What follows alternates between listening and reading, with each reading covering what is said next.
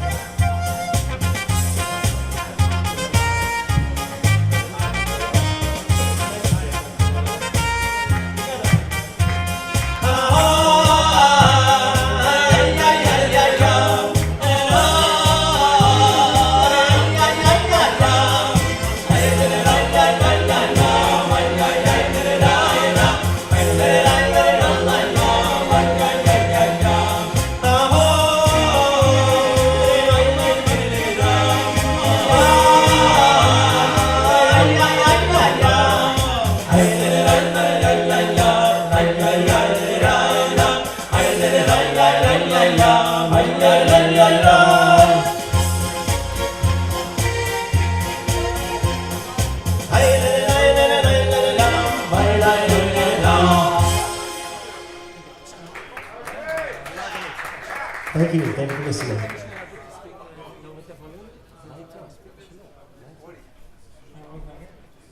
Oh, you have your own. It's supposed to be on your speakers there.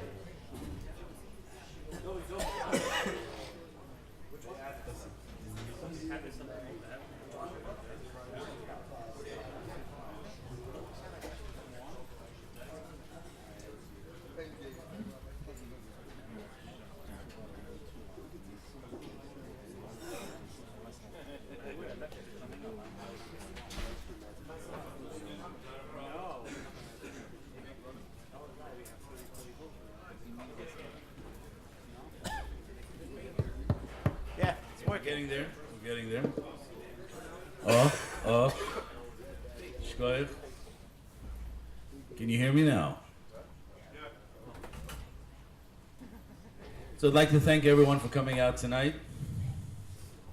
It's so beautiful to see so many Hasidim. There's a minhag in our kehillah.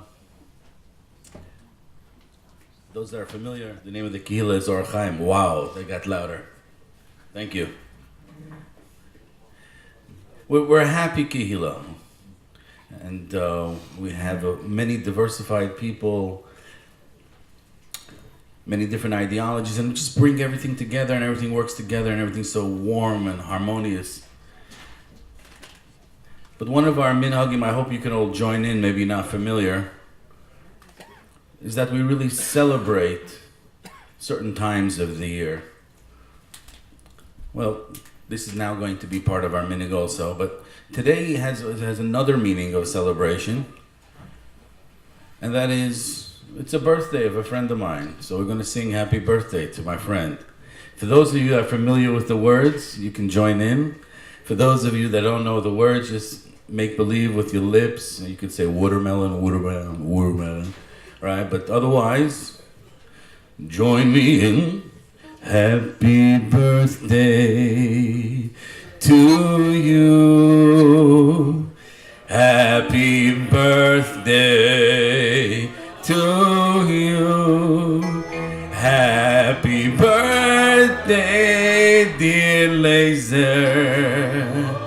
Oh, happy birthday to you. Mazel tov, mazel tov, mazel tov. You are 25 years old now, maybe. Okay.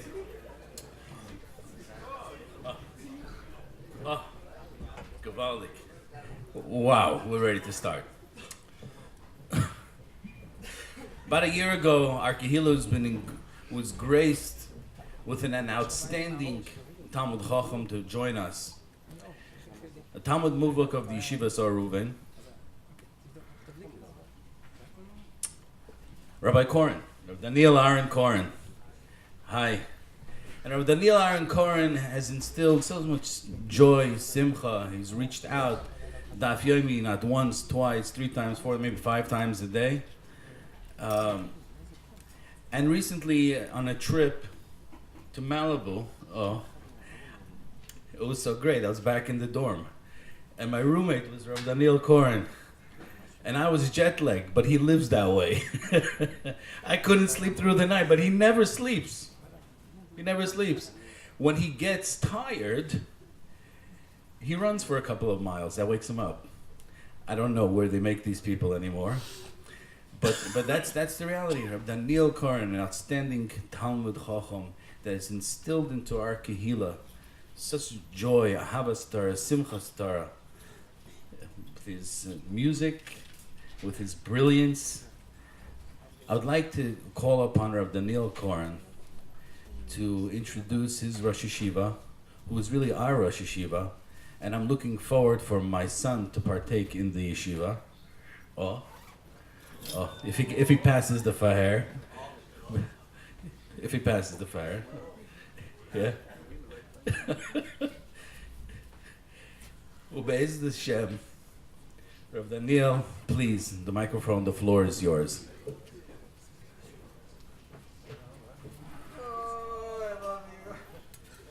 Not because he gave me a hesped, do I love Rabbi Lankry? I think everyone knows why we love Rabbi Lankry. And I say to people, the pikeach probably of Monsey is Rabbi Lankry, and also he's the most insightful person, and you just never know what he's going to pull. Like, this was also an incredible chap, so thank you, Rabbi Lankry. It is a schus, and I'm really, the biggest schus is to hear the Rosh Yeshiva. So you don't need to hear me, you hear me enough. And, but I guess I do have an incredible schus of introducing someone. It's almost as difficult as introducing your father. How to introduce your father. And I could say probably every statement that I make in life, there's probably a volt that hits my mind from the Rosh Yeshiva. I mean, just now, I was saying, my father. And I remember the Rosh Yeshiva many times has said, the yartzeit from Yaakov Kamenetsky, it says that when Elisha was leaving, Elisha turned to Eliyahu Navi and said, Avi, Rechev Yisrael. So Yaakov Kamenetsky, Zichron Vacha said, I heard this in Rosh Yeshiva, he said that why is it called Avi? Because there's really two aspects to being a Rebbe. Maybe this is the best way to describe my Rosh Yeshiva and my father. And that is that one aspect is, of course, someone that teaches you Torah, someone that inspires you. You know, this is a night of Chassidus and Kabbalah. In Chassidus and Kabbalah, there's a concept called Reshima. Reshima means a mark. If there's anyone in my life that left a mark, I mean, these are marks that are erasable. And I could remember things 20 years. Baruch Hashem, I've been learning with Rosh Yeshiva for 23 years. Nachon, Tafshmin Beis, I think. And I'll tell you, the amazing, I showed up, I was weighing actually a Lubavitcher yarmulke. Do you hear this? I was weighing a Lubavitcher yarmulke. I know it's shocking. Ech ze kara? Haiti b'kerev Yavne. Kasha of Amaise. I was weighing this helicopter yarmulke, and I actually was looking for a yeshiva. I had no idea where I was going to go. The first place, I was wearing high tops, jeans, and a Lubavitcher yarmulke. And the first place I actually went was Beis Midrash Elyon. I pulled up in Beis Midrash Elyon, and they didn't give me a hug like Rabbi Lankry gives me a hug. So I realized that wasn't the yeshiva. And Baruch Hashem, the next place that I stopped somehow miraculously was by Rudinsky. Baruch Hashem. But anyway, so I was telling you a vote that a Rebbe leaves a mark. I remember things 23 years ago, and I remember Rabbi Rudinsky saying the words. And the only, Alvai had the memory of the Rosh Yeshiva. The Rosh Yeshiva remembers what shirt you wear. He will remember every shirt in this room. In 20 years from now. I don't remember the levushim. That I'm not zeicha to be on the level of levushim. But the pnimius, the Torah, the machshava, this is something that I could see it. This is the experience. So that's one aspect that I have, the reshima. And number two is what I was mentioning before. Avi I Avi. There's a father that teaches you Torah, and there's a father that takes care of you like a father, really like a mother. And I was just thinking of different memories. One of the memories, I don't know why, Rashima will remind me why, but for some reason, when I had a Honda Civic, and I had to go somewhere, it was very personal, and I remember maybe 7 years ago or something, and they were okay, so let's go. And we traveled in the Palisade. I don't know where we were going. I don't know what it was.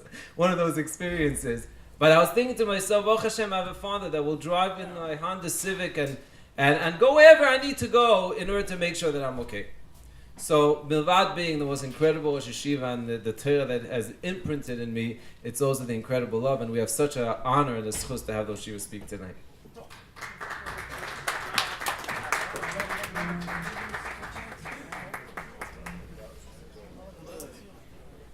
Since I see the minig amokim is to take the hat off, so I follow the gedalim, and I also took my hat off.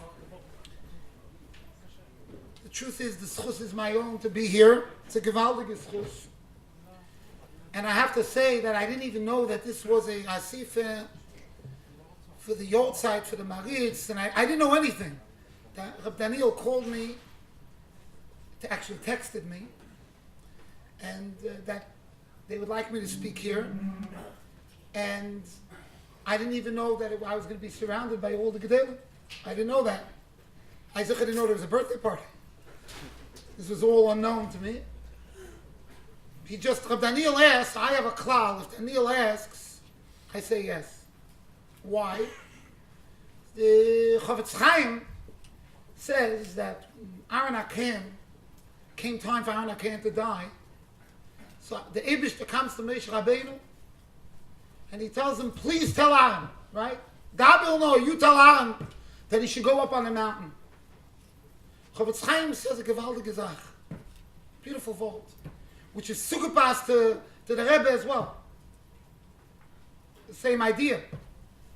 Chavetz Chaim said that Aaron HaKohen was an Oyev Yisrael, mibayis and michutz. Always melamed toiv al Yisrael. Always melamed sangui al Yisrael. So he said like this. Moshe himself, when Moshe was nifted, the Eibishter came to him directly. He said, Halei haravonim, umusho. Hashem told Moshe to come onto the mountain. He didn't go with a shliach. He didn't tell somebody else to tell Moshe. He told Moshe. When it came to Aaron, so the Yalkut Shoin, he says, it's a psik there, that the Eibishter told him, Bevakoshem mimcha.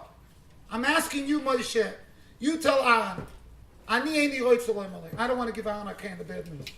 You tell him. Chavetz Chaim says, what's that? Only Aaron HaKohen is deserving that Hashem doesn't want. He says a gewaltige Wort. And I always say a moshel. You know, you have these people in shul. Gerade this shul, I think, is different. Not only this tent, but I mean, all of the shuls here. This is like a whole neighborhood of shuls here. There's a sense I get over here that this doesn't exist in this area. But sometimes you have in shul, you have a guy who always sees the other person's kid's problems, right? Your kid just did this. Your kid did that. You're speaking during Chris. Your kid is. He says when you have somebody like that, the second you see their son do something, you know what your kid's doing, because you're built up with resistance and anger. And he says, what happens if you have somebody who always comes over to you to tell you how gewaltig your kid is? Your kid's talking during Kriyas HaTorah. He says, your kid is so cute. He's so ziz. He's probably thinking Chidushim on the parsha. He's saying over some Chidushim. Your kid breaks the window. He says, wow, your kid is so creative. A person like that, when their kid does something, you don't want to deliver a negative message. You want to reflect the way they talk to you, you want to talk to them. If they always tell you something good about your child, you want to tell them the same. Zok the Heilige Chavetz Chaim. Aaron HaKohen was always positive, positive, positive. There was never negativity from Aaron HaKohen. Just an ish that radiated positivity. When it came time to tell Aaron that he has to die, Hashem said, I don't want to be the one to deliver it. Bevakoshem mimcha. Here, das sagt der Chavetz Chaim. Das ist nicht Wort. Das sagt der Chavetz Chaim. So there are certain people who don't say no to people. Daniel is one of those people. Daniel doesn't say no to people. I never saw Yid ask him for anything. He says no. Doesn't say no. Rabbi Lankry ever say no? I don't think no is in his vocabulary. So therefore, when he asks me for something, I say yes. Then I will see later how I could do it. If I could do it, what I could do it.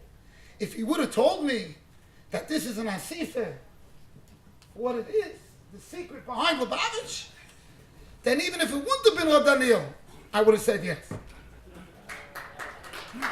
But to me, it was no shaila. Daniel's asking, I'm coming. Then I found out later. The emphasis that when Rabbi Jacobson, who I just zeichet to get to know, Rabbi Lankry, we were already out there,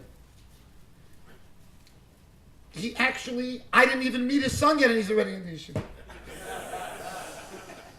And I'm telling you now, he's accepted with honor. Because it's Rabbi Lankry's son. Chazok alo chover, she'eni meitzim yerav dover she'eni mesukin. Rabbi Jacobson, I just got to know, and he came to me in the shul. He says, "What are you planning to speak about?" He looked like nervous. I was once by a very big gathering, not like this, a Litvisher gathering, very, very big Litvisher gathering, which every speaker, the head of the event, the Ma'argain, was very makpid to know exactly what each speaker is going to say, how long they're going to speak, about what they're going to speak. They shouldn't say too much to the right, they shouldn't say too much to the left. Why they asked me to speak, I have no idea, because I'm the worst for such an event. So the guy called me up on Tuesday, Rabbi Rudinsky, what are you going to say? I was speaking Friday night by this big thing, big asifin. So I don't know. He called me on Thursday, what are you going to say? I said, I really don't know, I haven't thought about it yet. He came to me Friday, after we all went to this retreat. He says, what are you speaking about? I said, I'll see, before I get to speak, I'll think it. He looked like he was going to have a coronary. So Rabbi Jacobson came to me last Friday night. He said, so what are you going to speak about? I said, I don't know. I didn't think about it yet. Truth to Rabbi Jacobson, I still have not thought about it yet. Maybe should tell me. But truth is about Lubavitch, I don't have to think. I have a lot already in my head about it. I don't have to think.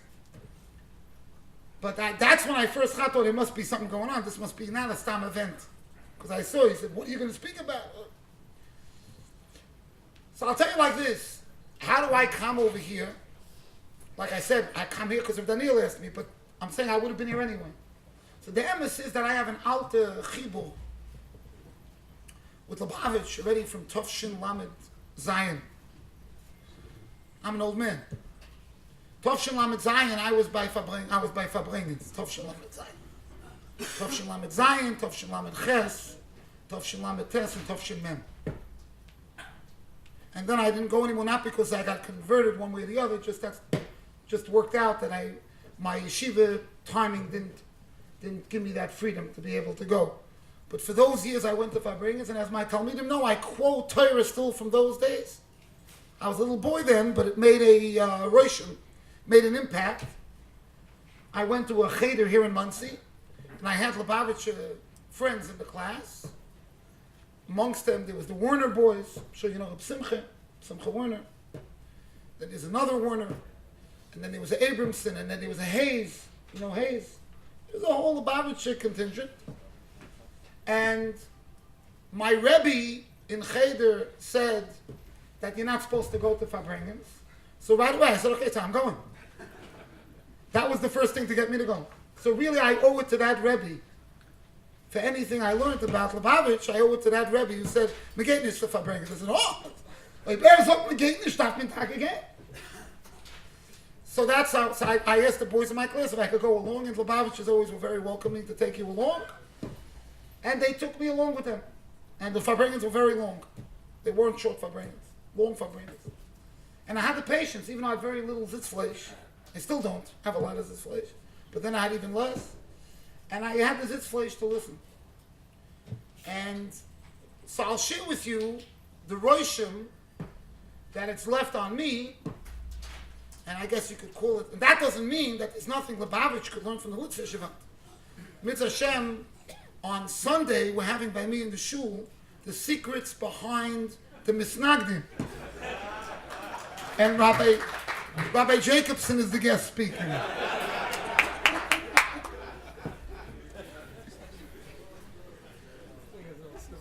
But tonight is not the night that I'm going to say what the Chassidische, what the Chabad could learn from the Litvische. Tonight is the Super Bowl. Laser, this is up your alleys. The Super Bowl of tonight is the Super Lubavitch night. Tonight I'm going to say what the roshim it made on me, and I think it should make on all people. I obviously have a little bit of a Lubavitch. Besides that, I love all Yidden. I have Avas Yisrael. I love Jews. So I'm really a chassid of Gans Klal Yisrael. But Lubavitch made a special roshim on me more than the other chassidim even. And even when 7-8 years ago, my Talmidim convinced me that I have to wear this type of a jacket. So one of the Talmidim went, you remember when it happened, they said it's a bizoyan, I go to chasnas, and they tried everything to get me to put this jacket on. They said, when you come to be Masada Kedusha, you're being Mavazah the Talmud. I said, okay, fine, so I don't Mavazah the Talmud. But I didn't go to buy one. I'm not schlepping to buy one. Said, you know what, they'll bring it to my house. So they brought three kapatas. One was like a blue, real, I guess what you call Litvischer one. Then there was another one, very ugly, what I thought was an ugly looking one. And then there was this one, this type. I said, you know, this taka looks nice. I'll take that one. So the Talmud looks at me and goes, Rebbe, you had to pick the Lubavitcher one. So it seems I have a natural leaning towards Lubavitch, even my kapata. So I'll share with you a little bit of machshava about the roshim that I had, the little te'ima that I had. and tie it a little bit into Yonah D'Yoma, tie it into the Parsha, Yitzis Mitzrayim that we're dealing with, Shalach Paris Om, and I'll connect it also to a machshava from the Vilna Goyim. So we're going to go from the Baal Shem Tov to the Vilna Goyim, because it's mamish mechuber. The Parsha begins, Vayi b'shalach Paris Om.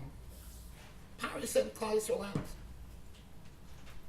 So the Mechilta comes on that pasuk, the beginning of the Parsha, and the Mechilta says that b'shalach is a loshon of levaya, of accompanying somebody, and the Mechilta says that Pari got rewarded for sending Klal Yisrael out of Mitzrayim. And the Mechilta gives a whole list of reward that was given to Pari, b'schar that he sent the Yidden out of Mitzrayim. B'schar that Pari sent the Yidden out of Mitzrayim, he was given reward. Held Amaisa. Pari is given reward. Pari sent us out after he got geklapt from Allah Zayten. He got banged from the sky, from the earth, from the water. He got zeshmettert. And then he had no choice. He sent us out. Comes the Mechilta, and Mechilta says that Pari got rewarded. There was a matan schar given to Pari. And the Medrash goes on to say what the schar was. Lo t'sayev mitzvi. You have to, and then there's a lekach toiv. The Medrash says Alexandria shel Mitzrayim. All kinds of different blessings that the Egyptians got because Pari sent us out of Mitzrayim. Pari gets reward for sending us out of Mitzrayim. I'll tell you that there's also a sikha. There's a sikha from the Rebbe on the Inyan of Pari. And the Mishnah says in Pirkei Avos that Hillel or Omer, he saw a Golgoylish at Sof al Pnei Hamayim. He saw this skull, the skeleton that was floating on the water. And Hillel said that you should know the reason why you got drowned is because you drowned. You drowned somebody, that's why you mida keneged mida. So the Rishonim all explain that Hillel said, I learned from you mida keneged mida. Frek the Rebbe, I'm sure everybody here knows the Rebbe's kash. The Rebbe says, Hillel was the Chatan Eliki. The smallest Talmud of Hillel was Rabbi Yochanan. The smallest Talmud of Hillel. Hillel's from Exile Tanoi. Mida keneged mida, any little kid understands mida keneged mida. So Hillel couldn't learn mida keneged mida only from this Golgoylos. As I frek the Rebbe. What did Hillel have to learn this mida keneged mida out of the Golgoylos itself up in Hamayim? As I frek the Rebbe. His teretz is fascinating. His teretz really touches up how he lived. His teretz to this kasha touches up the way he lived. But this is as a fact. So the shaila is, why is Hillel getting a matan schar?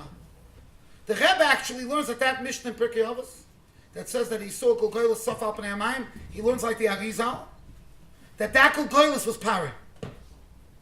As I state in Arizal. That floating skull belonged to Pari Melech Mitzrayim.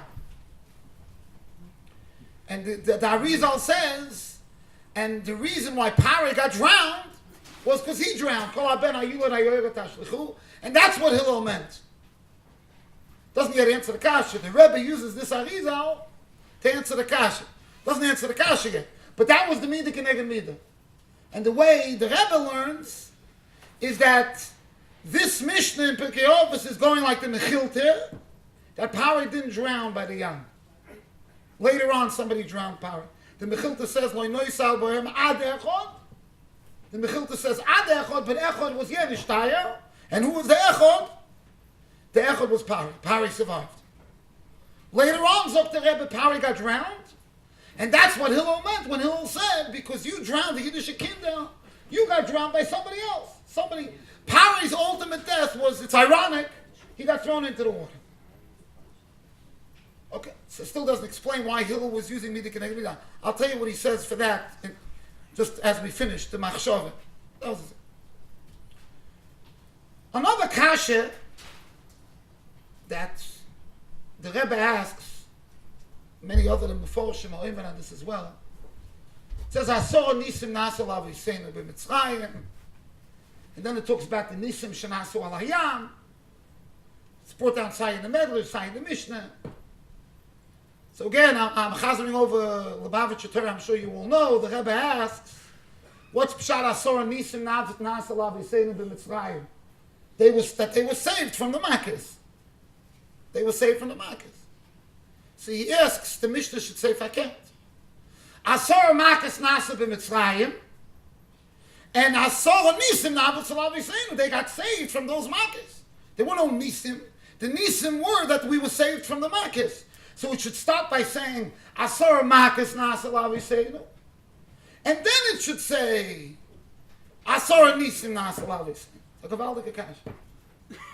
Kafi the Yossi, he's the only one that has this particular kasha. Gewaldige kasha. So we'll get to what his teretz is. Over the years, even here, when I spoke in Sphere during Sphere, I brought down a chiddush for Lubavitcher. See, even though it wasn't a Lubavitcher Asifa, I brought down a chiddush in Sphere. Lubavitcher Rebbe has a very big chiddush in Sphere. He holds. Gedenkt, gedenkt. It's lazy, you should keep him on the paper. Gedenkt. The dateline. If somebody goes to Australia, so the Lubavitcher Rebbe held that he has to keep on counting his own Sfira from America. He says it in the Sichos. He also says it in the Zaytzah Chidushim al Hashatz. That you should keep on counting your Sfira that you had in. Because he's medayik in the pasuk Svartem Lochem. It's your sphere. Comes out of Chiddush according to Dvorov, that if somebody goes to Australia, he may have a different shvuas from everybody else. He says it. May have a different shvuas. He keeps on counting his sphere. He'll actually have a sphere a day later. Actually, later in the old days when you used to come to the Shabbos Shia, I don't know why you don't anymore. Shabbos afternoon. You can tell me now if you're more comfortable to tell me later. You can tell me later. And maybe for the cover the birthday, we should be mechadish it, because I used to enjoy it. But I brought it down in that when you came the afternoon show, I brought it during the sphere. Used to come in the summertime to the shir. Lamaisa, see, he held mamish the sphere is the shvuas could be the next day, or day early. Well, it depends where you're coming. If you're coming from there to here, depends what direction you're coming from. He held it goes both ways. The Rebbe. He held wherever you started your sphere that you keep on going with your sphere. Now, Grada, that idea that the sphere is your sphere and your sphere creates the Kedusha of Shavuos is also found in the Or Sameach. The concept. The Or Sameach doesn't talk about the international dateline. The Or Sameach talks about why Rabbeinu Yuchim holds that the counting of the days are the Reise, and the counting of the weeks are the Rabbana. That's a sheet of Rabbeinu Yeruchim. So the Or Sameach says the reason for that is because the counting of the weeks gives Kedusha to the weeks. The counting of the days gives Kedusha to the days. So Bizman Beis Midrash Or Chaim, where they would bring a korban for the whole week after Shavuos, so they had to be Mekadosh the whole week of Shavuos. So the counting of the weeks was the Reise. Now that we don't have a Beis Hamikdash, the counting of the days is the Reise, but not the counting of the weeks. But I'm saying the Yesod that the Rebbe was saying, that the Sphira creates the Kedusha of Shavuos, says the same Yesod. And the Ragatshov will go on, says there's all the Yesod as well. So there's a mezumin on the Yesod. That's what happens. So that's one Yesod. There's another Chiddush in Lubavitcher Rebbe, which when I was a Mesifta Bacha, I had a Rebbe who was a big Misnagid. And I came into class one day, I said, Lubavitcher Rebbe says the same Chiddush as Rabbi Chaim. He almost killed me. It's a nace that I'm still standing here. You know which Chiddush that is? Rabbi Chaim says the Birch Satera is not like a Birch Mitzvah, it's like a Birch Nina. Chefze. The Broch is on the object of Torah. Reb Chaim's coming to answer why a woman could make Birchas HaTorah. In other words, the Bnei Ashkenaz is not a problem, because we hold a woman can make a bracha on any mitzvah, Seishas Man Gromen. But the Sfardim, the Rambam holds no. A woman can only make a bracha on mitzvah she's chayiv. She can't say v'tzivon. Birchas HaTorah, a woman can make. So the Beis Yosef gives a pshat in Siman Mem Zayin, how it could be. Reb Chaim said, because Birchas HaTorah is on the chefts of learning, not on the chiyuv. Divrei Torah tzrichim bracha. Lubavitcher Rebbe in his chidushim, well, it says the same thing. So I came into class, I said, Lubavitcher Rebbe says the same thing. He said, well, don't say that. I said, okay. It's a fact. You want me to show it? I'll show it to you. I'm not going to say it if you don't want, but it's there. So that's another chiddush. Another chiddush, he said, was Lagabi Pesach Sheni. It's also a sikh, one of the sikhs. We said that a Yidden have to be careful not to go Yerushalayim by Pesach Sheni. I'm not going to go through all the lumdus. It's a whole shaila b'chlal. If a tzibur gets pushed off to Pesach Sheni, there's two shittas in the Yerushalmi. But the Lubavitcher Rebbe in Adayim Hazeh, the Lubavitcher Chassidim are makpid on that. Lubavitcher Kapeda from Lubavitcher Rebbe. So I just want to tell you a connection between these things. I don't know if you're all familiar, but they came up with a sefer a couple of years ago, maybe 10, 12 years ago, on Hilchos Beis Abchira from the Rebbe. So it's a chidushim on Hilchos Beis Abchira. I'm sure the Olam, most of you are aware of it. I hope. If not, so that could be the secret. But there is such a sefer, it's very worthwhile to learn. It's a gewaltige sefer. So the sefer is divided to two chalokim. The first chelek is Chidushi Halachos on the Rambam and the Yad HaChazokim, Hilchos Beis Abchira. And the second half are sichos. So the first part of the sichos, in the second half of that sefer, he talks about the inyan of HaKadosh Baruch Hu Mashra Shchinosei B'Tachtonim. It's actually connected to the first sicha the Rebbe ever gave. I'm sure you weren't there, because it was on the yartzeit of the Maritz, the first yartzeit, Bosi Legani Achoisi Kala. I'm sure you all know about it. You probably, I don't think anybody, even Lazer's not old enough to have been there this time. Right? Bosi Legani Achoisi Kala. Vizreisi Eschem Ben Amin was part of the vote. So it's connected to this idea. So he asks, what's the concept of the Shechina being in one place? He brings a posuk that he brings down in many of his sichos. The posuk in Yirmiyah Perek Chav Gimel. Es Hashemayim ves ha'oretz ani molei. Hashem is full of the whole world. What's the concept that he connects to any one place? The gewaldige shtickle in that sich. He talks also about the sometimes the bigger, the more godless there is, the more it's mitzamtzem itself. That's that piece. But I want to bring out just one nekuda, which is something I think we could take home to ourselves. And it connects to this yisoid that he said by Bishalach, Pali Asom, and the Mechilta, to the Asor Nisim. And I think it's a Musa Haskell, and it connects to the Vilna Goyim.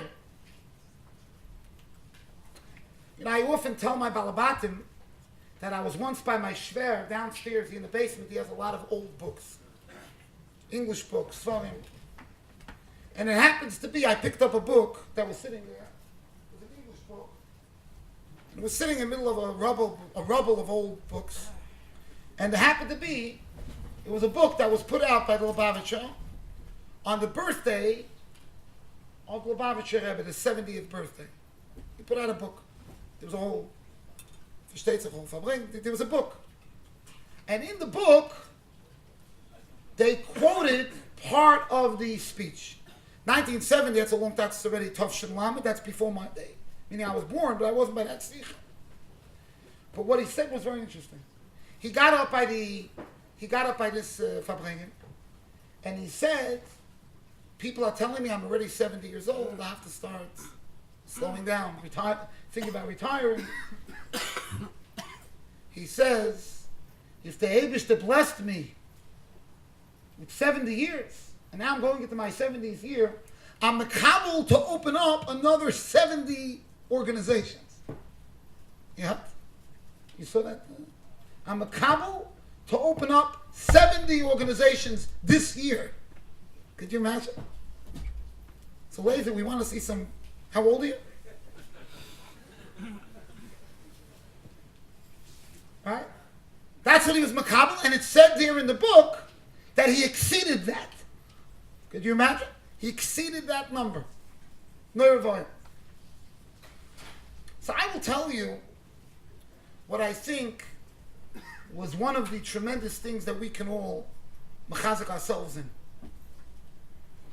In that piece, in the Beis HaBchira, the discussion is that the avoida of the Yid is to be mahapich the geshem to ruchnius. That's the avoida. The gashmi, the tzimtzum of the mikdash is not going on the Rabbanu Shalom, chas v'sholom, it's going on us. That our job is to take the geshem and to turn it over to ruchnius. That's our avodah. And he brings the pasuk v'shachanti b'soichem and why the first Mishkan traveled with us. Because that's really our job. I always tell the Talmidim in Yeshiva that the Medrash in Parshas Truma says that Hashem tells us, right after he told us to build the Beis HaMikdash, he told us to make a Mishkan. So the Medrash says, my high. The Medrash says, famous Medrash, Moshel Lebas Melech. The king marries off his Bas Yechida. He doesn't want to say goodbye to his Bas Yechida. So he tells his Eidim, so Sisson Zion, make me a small, wherever you go, make me a small room so I can move it. So I said, that's what the Beis HaMikdash is. When Hashem gave us the Torah, he said, make me a small room. So I asked the Talmidim, if one of you were being Oisik in a Shidduch, right? And before you got engaged, you told me that your Shver met with you. And he said, listen, I love my daughter very much. Wherever you go, you have to have a room for me. I would say, cancel the Shidduch. This guy has separation anxiety. Stay away. There's a problem. There's a problem. Wherever you go, you have to have a room for me. So, what's Maintis? I said, also, he's a melech. I also, Baruch Hashem, I have a daughter in Eretz Yisrael. When I go, I don't stay by her. I get myself a comfortable place to stay.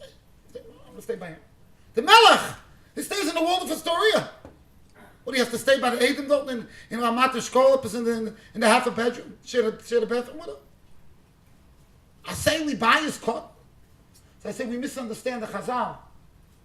Chazal are not telling us that the Eibush needs a place for it to stay. Like the Rebbe is saying, what's happening is like this. The king brought up his daughter in royalty. His daughter is not like a regular girl in the neighborhood that runs around fashmutzik. His daughter is a bas malach. She's a princess. And now he's marrying off to somebody. He's worried that the standard is going to go down. I don't want that my bas melech should go down a level. And see, he tells his daughter, I want that your home should also be a beis malachim. Aseli buy his cut and make a room for me that your house should be the kind of house that I can walk into. It's not a point I need a place to stay. I can stay in the world of Astoria. But I want that your home should not be degrade what my daughter came from. Those are the Eibishter. When you take the Torah, the point of the Torah is like the Rebbe is saying, to be able to be mekadesh the tachtonim. To elevate the surroundings around you. That's the point. And I think all of us could say, anybody that knows anything, knows that was his mission in life, was to be mekadesh the tachtonim. That there should be no place where you go where the Elokus doesn't come along with you. It makes a lot of sense that one of his hallmark chidushim is that Matan Torah comes from you. Svartem lochem, you create. You have to create the Torah. The Torah is not just flying, you. It's totally in you. That's the Svartem lochem. And it could be that that's Merumas in his other chiddush. In what's the reason why you have to be makbid not to go by the Mokom HaMikdash? Because Shechina loizozah bin koima, because till today, there's a Shechina. Even the walls are down, there's a Shechina. And every Yid has to feel that. Und das liegt in seinen Chidushim also. His Chidushim reflect the way he lived. But we know we're fort Gashmiistic people. Right? We're fort Gashmiistic people. How many people could say, I become spiritual? Come on. Look around. Look where we're sitting here. Imagine if tonight the event didn't have anything here. No food. Just me and Rabbi Jacobson and Rabbi Lankery speaking. Okay, so Taka, they're very entertaining. It's Taka true. But what's our ponomatas? The music, you have the food. We're all Gashmiistic people.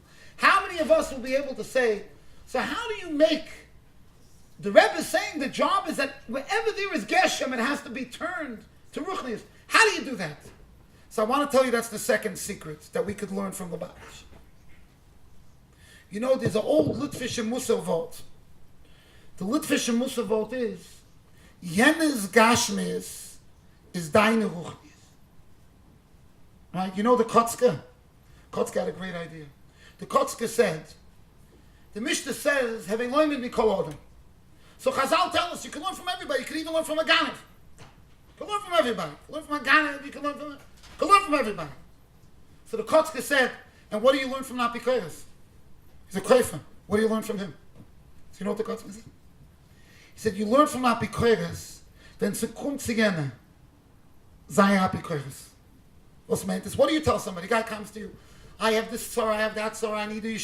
You tell him, der Eibster soll helfen. Der Eibster hat euch helfen, Kultiv. Sollst du sein gebencht. Ich will davenen von dir. All of a sudden you become such a maimen. Vayene bist du unbelievable maimen. The Banishim should bench you. Es wird sein, darfst haben betochen, der Eibster helft, wie kannst du das sehen, wie ich Nein. Sagt die Kotzke, Vayene sollst du sein in Apikoiches. Wer wird dir gewohnt? Vayene soll sein, you help him. Sei nicht kein Maimen für Yene. Be a Maimen for yourself, don't be a Maimen for Yene. So, the Litvish used to say this a lot also, that Yene's Gashmius is your Ruchnius. So I'm going to tell you like this. If a person creates his life to be connected to other people, then even in the Gashmius liegt Ruchnius. Because the Iskashrus Bein Hagufim itself is Ruchnius. That is Ruchnius.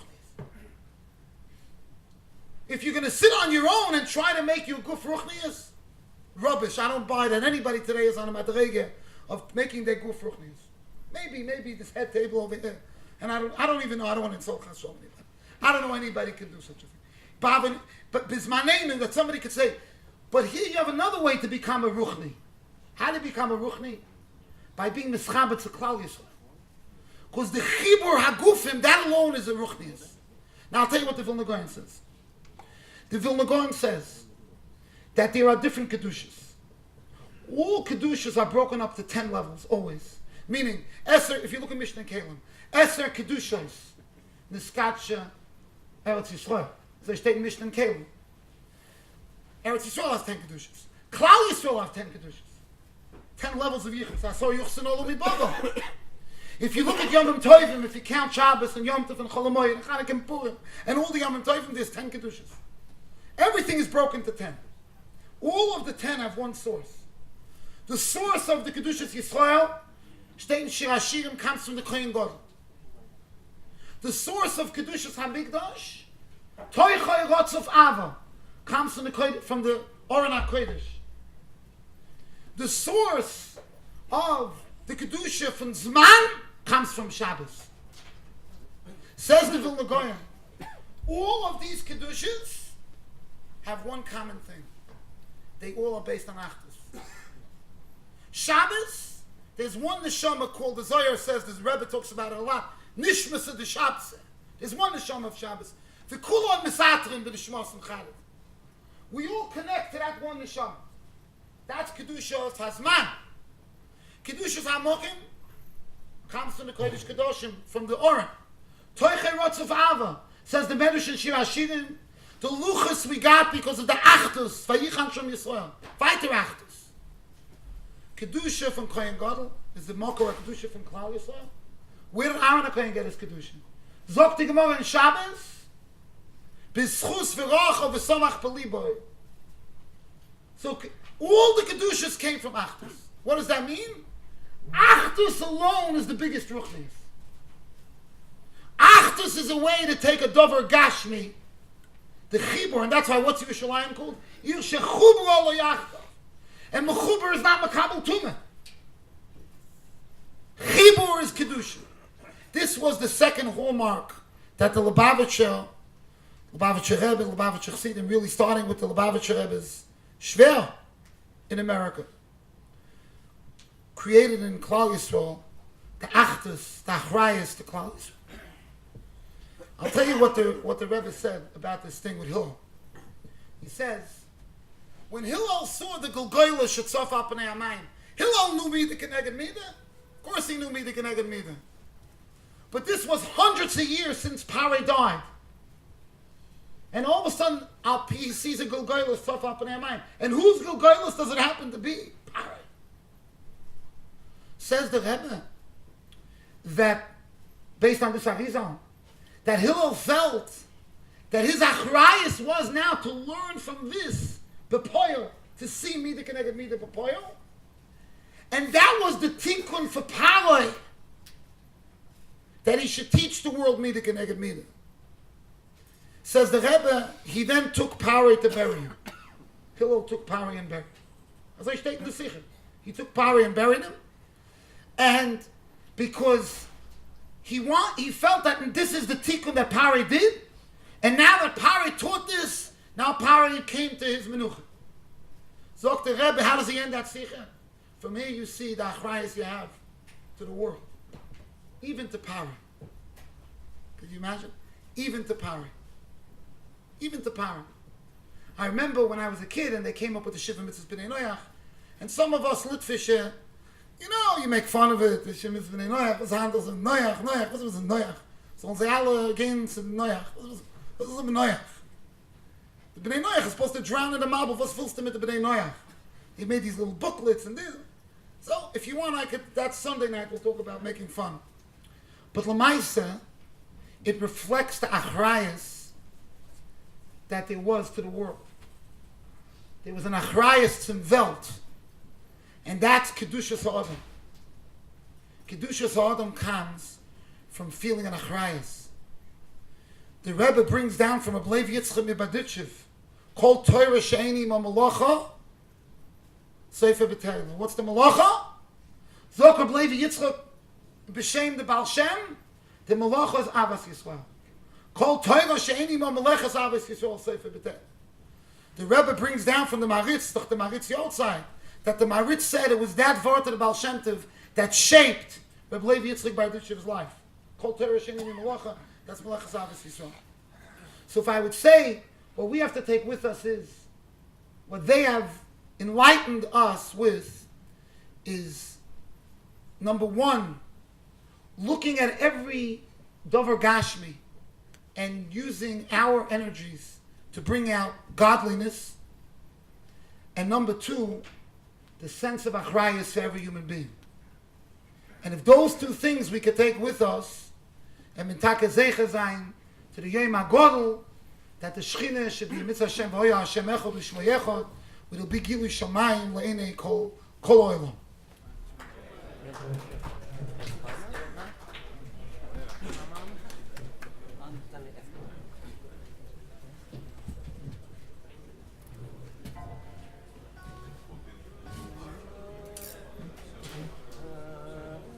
Please, a little music, a little simple.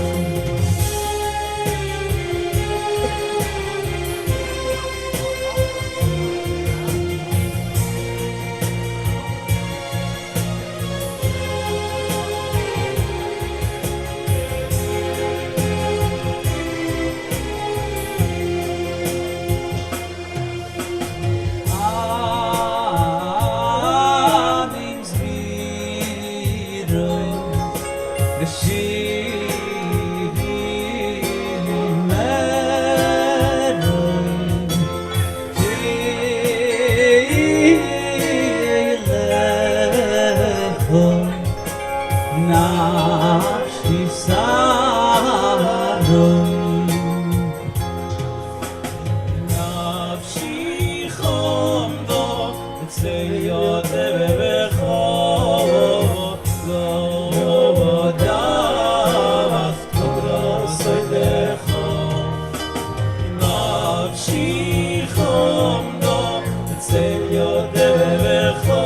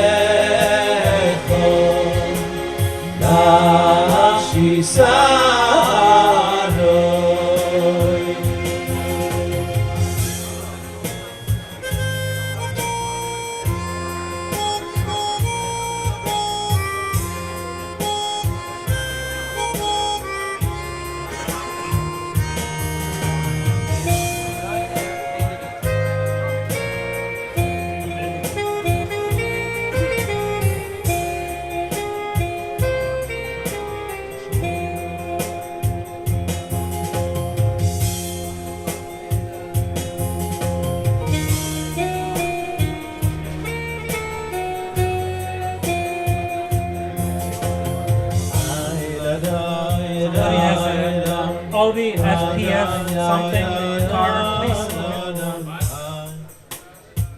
Once again.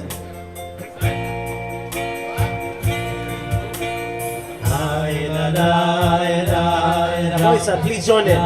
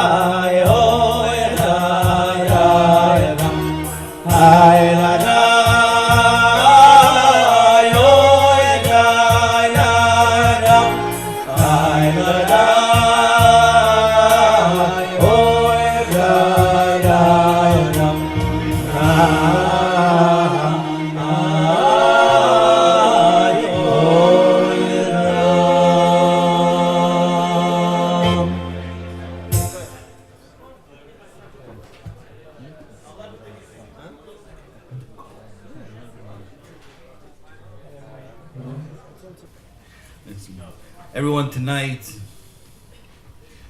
I'm sure you're having a machshavas, lilu nishmat. The Rebbe Rayatz? No, I knew that actually.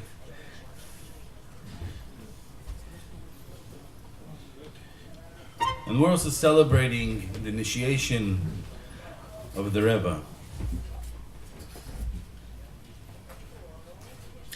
There are times that I travel around the world and I have the opportunity to meet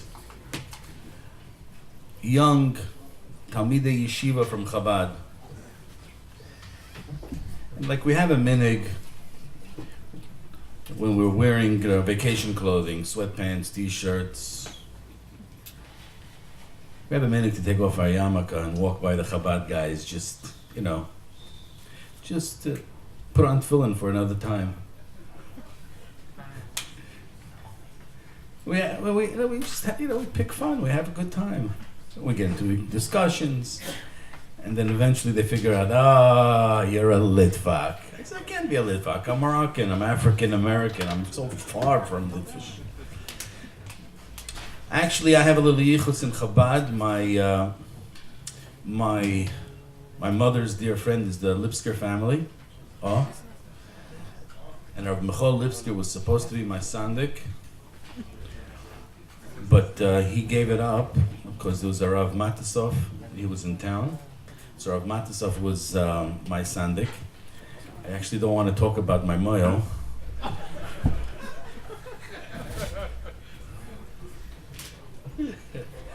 Anyway, moving right along. It was a very pleasant moment in my life. I joined the faith. Father Abraham was very proud of me. Anyway, moving right along, you grow up in life and you want to have a Rebbe. So I want to share with everyone a story, a personal story. It takes place when I'm about 20, and I'm in yeshiva in Yerushalayim, and I decide to take a trip all the way to the Rajbi, Rav Shimon Bar Yochai, Kedar Rav Shimon Smachal B'Tashas Etchak.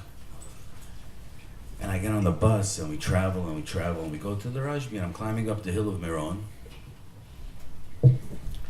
And as I'm getting to the top of the hill, I see a sign that says Hillel v'Talmidav around the corner.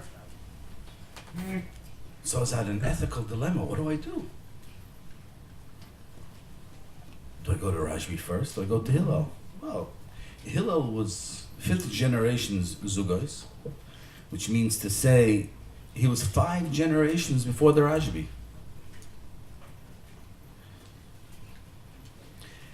Shmoinim Talmidim hoyu leHillel hazoken. Gadol shebekulan of Yosem v'Uziel. He's an Amuka. Katan shebekulan. It's Rabbi Yochanan ben Zakkai. Rabbi Yochanan ben Zakkai, his star Talmud was Rabbi Eliezer ben Hukanus, whose Talmud was Rabbi Akiva, whose Talmud was the Rajbi. So at that moment in time, I decided I'm going to Hillel first. I came all the way to Meron. Right, maybe my ADD kicked in and decided to go to the left. It's okay, it happens. So I go into Hillel. It's a cave. And as I enter this cave, it's dark. Maybe today someone redid it, put a mikveh there. I don't know. I haven't been there in a while. And I start to count how many graves are there in Hillel's cave. And I count 40. So I realize that 50% of all of his students decide at the end of their lives, where do they want to be buried? And they decide they're going to be buried with their Rebbe.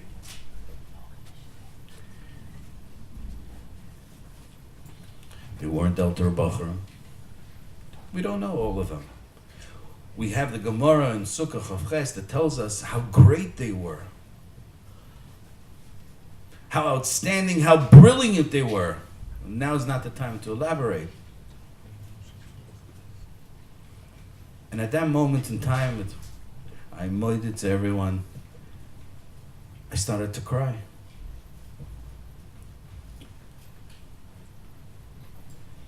And I said to myself, do I have a Rebbe? Do I have someone in my life that after Me'ah V'Esrim, I have such a kesher to that Rebbe, to that mashpia in my life, that I want to be buried next to him and not next to family? I didn't have. I felt missing. I felt the pain, the deep pain. I don't have a Rebbe.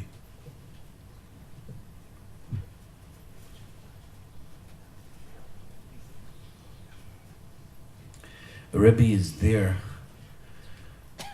to identify in each and every one of us our potential. A Rebbe is there that as we strive to obtain our potential, and we feel that I'm at my max, I can't take more, he can get more into us. We can grow still.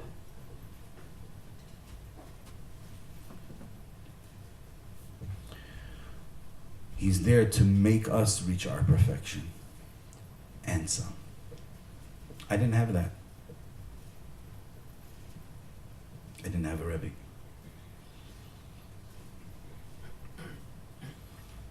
Many of you had a Rebbe. And then when I meet these young Talmidei Chabad around the world, I say to them, can I just describe to you what mincha was in 770 on a Tuesday afternoon. They said, sure. So I was there as a teenager in 770. And there's a hustle and bustle. People are walking in every direction, and I don't even know why.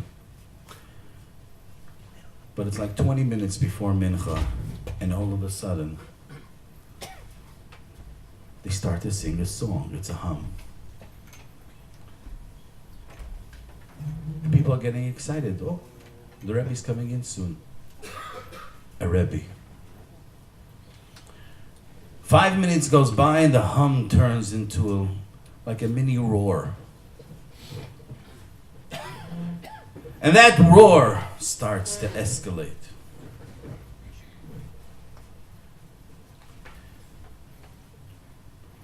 And then as time gets closer, it gets louder and louder, and you feel the walls are shaking. And the Rebbe didn't even walk in. Finally, the Rebbe walks in. You can't imagine, on a Tuesday afternoon, the sound of music being so loud and such joy, such excitement. It's incomprehensible. And for those of us that were novices, that are not accompanied or not accustomed to being in 770 on a Tuesday afternoon with Mincha and standing in the wrong place, like I was, as the Rebbe walked down, there was a Kriyas Yamsuf, just like in this week's Parsha.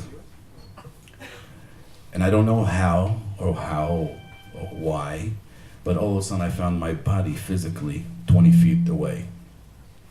And in the Beis Midrash that there was no room to stand, all of a sudden there's a pathway at least 10, 12 feet wide through the entire length. And then came in the Rebbe, smiling, looking from side to side. He got up onto the podium, and the singing was just outstanding. And he looked to the crowd, and he did like a movement with his hand, and the crowd roared with each.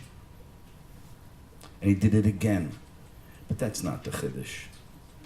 The Chiddush is that all of a sudden he turned his hand the other way and there was absolute silence. And I was like, how did they know? I could never get that type of silence in my shul. I got much less people here. We even give chant in the hallway to get all the talkers out. We'll give a Kiddush club down the block. No way. There's no way.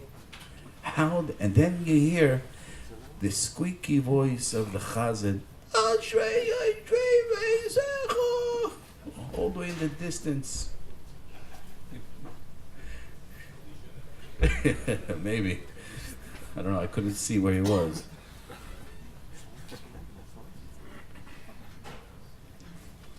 My experience with Hillel HaZaken was to have a life with a quest to search for a Rebbe. Tonight, where we commemorate where the Rebbe took over, and today, unfortunately, in a physical sense, the Rebbe is not with us. But there are sparks of genius from the Rebbe that still emanates. And those sparks of genius, of amazing charisma, and amazing understanding of Hasidus, is with us here tonight.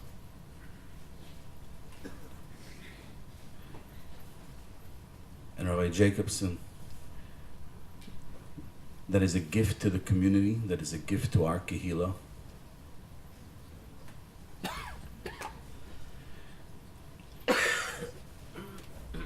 With a remarkable, outstanding wealth of Torah in every aspect of Torah.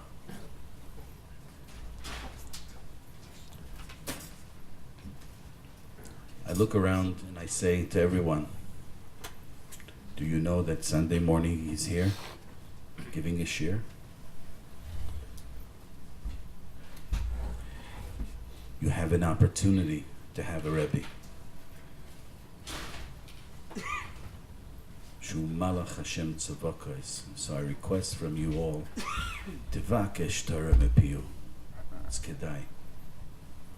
Without any further delay, humbly I'd like to request from Rabbi Jacobson to come and give divrei chizuk and divrei Torah to the kahal.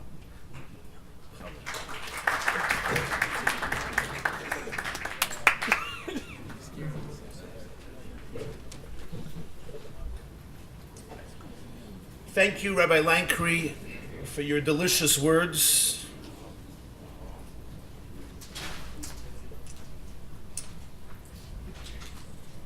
And thank you, Rabbi Rudinsky, for your intriguing and profound message. Thank you, Rabbi Daniel, for bringing it all together.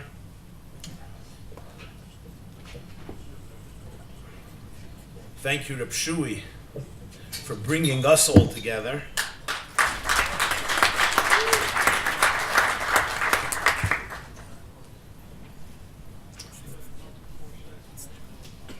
Rabbi Rudinsky Shlita's words reminded me of the following story. During the tragic period when there was a fierce machloikes, a fierce not only debate and dispute, but fight between the Misnagdim and the Hasidim, the opponents to Hasidim and the Hasidim in the late 1700s. It is well known that the Vilna Gaon signed a cherem, he signed a ban against the Hasidim, based on the testimony and the suspicion that the new movement of the Baal Shem Tov might, heaven forbid, lead the Jewish people once again astray and away from the Messiah, the tradition of Torah and Halacha. A delegation came to the Ga'an HaGaonim, Reb Chaim Volozhiner. Reb Chaim Volozhiner was the rabbi of the Lithuanian city of Volozhin. He would later found there the mother of so many Lithuanian yeshivas, the famous Volozhiner yeshiva. But Reb Chaim Volozhiner was also the Talmud Muvik, probably the greatest student of the Vilna Gaon. And they came to Reb Chaim to ask Reb Chaim Volozhiner to sign, to join his own Rebbe signing the ban. But you could look up the cherem and you'll see many signatures are there, not Reb Chaim Volozhiner's. So there's a story about it. Some say attribute the story to another Talmud of the Vilna Gaon, Reb Rafal of Hamburg, others to Reb Chaim Volozhiner, but the insight, I think, is what matters most. They asked Reb Chaim Volozhiner, why would you not sign the ban, the cherem? And Reb Chaim Volozhiner refused, he didn't want to. So they said, but your own Rebbe, the Vilna Gaon, and who like Reb Chaim Volozhiner appreciated, cherished, and respected the Vilna Gaon, as you know from the introductions of Reb Chaim Volozhiner and his writings about the Vilna Gaon. Reb Chaim still refused. So they quoted the Gemara in Chagiga that Rabbi Lankry just quoted. The Gemara brings the pasuk in Malachi, Sifsei koyin yishmeru das, v'toyre yivakshu mipiyu ki malach Hashem tzvagoisu. Rabbi Lankry attributed it to me. What he meant in my case was as nishka mensch. When you say somebody is a malach, you say my son is a malach, my husband is a malach, right? A wife once told another woman, my husband is a malach. She says, you're lucky, mine is still alive. Another wife told somebody else, my husband is a malach. She said, I know what you mean, mine is echt nishka mensch. And mine is also not a human being, he's an angel. There was once a rabbi who would always preach to the congregation about the need to respect and embrace and love children and be sensitive to them. And once they paved his alleyway with a new layer of concrete, and of course children, when they see concrete newly paved, they feel they have to make an imprint in the world wherever they go. So they of course begin dancing hakafas on the new paved alleyway, imprinting their names and their initials and messages and mottos and slangs and Super Bowl Sunday, whatever. And the rabbi comes out and begins hollering, screaming at these chutzpah, these spoiled brats, these audacious kids who have nothing better to do. And the Rebbetzin, his wife, hears her husband screaming. She comes out and she sees her husband yelling at these poor, frightened kids. She says, "My dear husband, I don't understand you. Every Shabbos you get up to the pulpit and you tell the congregation how they have to be sensitive and respectful to children. And here you're screaming and hollering at these kids." So the rabbi looks at his wife and he says, "I love children in the abstract, not in the concrete." So there's a malach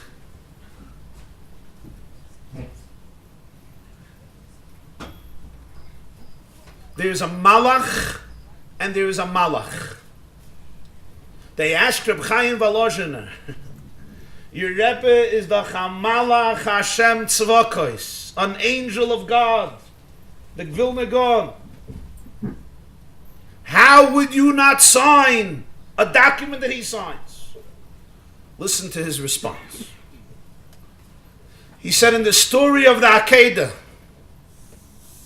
at the end of Parshas Vayera, Vahi acher advarim ha'ele v'alikim nises Avram v'yomer elav Avram v'yomer ineni v'yomer kachna es bincha. The Rebbeinu Shalom Hashem turns to Avram and commands him to take his child and offer Yitzchak as an offering to the Rebbeinu Shalom. Avram Avinu goes and he builds an altar and he ties up Yitzchak on the altar. Vayishlach Avram es yadei vayikach sam ha'acheles tishchet es bnai. He takes the sword, he's about to slaughter his own son. Vayikra elav malach Hashem min hashamayim vayomer elav Avram Avram vayomer ineni vayomer al tishlach yadcha el anar. An angel of God calls out and says, Avram, he says, hineni, and the angel says, don't lay a finger on the lad. Yitzchak's life is spared. Asked Reb Chaim Volozhiner, I don't understand. When God summons him to take his son and offer him as an offering, who approaches Avram Avinu? Hashem himself. V'ha'elokim nises Avram. God comes and tests him and says, Avram, take your child and bring him as an offering. Who do we expect should now instruct him to take Yitzchak off the altar and not lay a finger on him? Hashem. No. The one who changes this position is a Malach Elikim. Vayikra elav Malach Hashem min hashamayim. Why? Zok Reb Chaim Volozhiner, and I have to say this in Yiddish and then I'll translate. He says, B'shas der Eibishter will, a du sollst nicht schechten a Yiddish Kind, kann schicken a Malach. Aber der Rebbeinu Shalom will, a du sollst schechten a Yiddish Kind, kann nicht schicken kein Malach. Man hat sich nicht zu keinem Malach. Darf kommen allein. If God is telling you to spare the life of a Jewish child, an angel suffices. But if the creator of the world wants that you should take a child and slaughter him, an angel would not do the trick. We would not listen to angels. He must appear himself and tell you that message. My Rebbe, he said, is a Malach Hashem Tzvokos, no question. An angel of God he is. But if God wants me to slaughter a Jew, he has to come himself, not send an angel. And his signature does not appear over there. And that's really what is so moving about this Mesibah What's moving about this evening tonight is that after decades in which fragmentation and disunity plagued the Jewish world and the Jewish religious world, we are now observing a new horizon where we are maturing and understanding if you're going to slaughter another Jew, verbally or emotionally, psychologically or physically, financially or spiritually, don't rely on angels.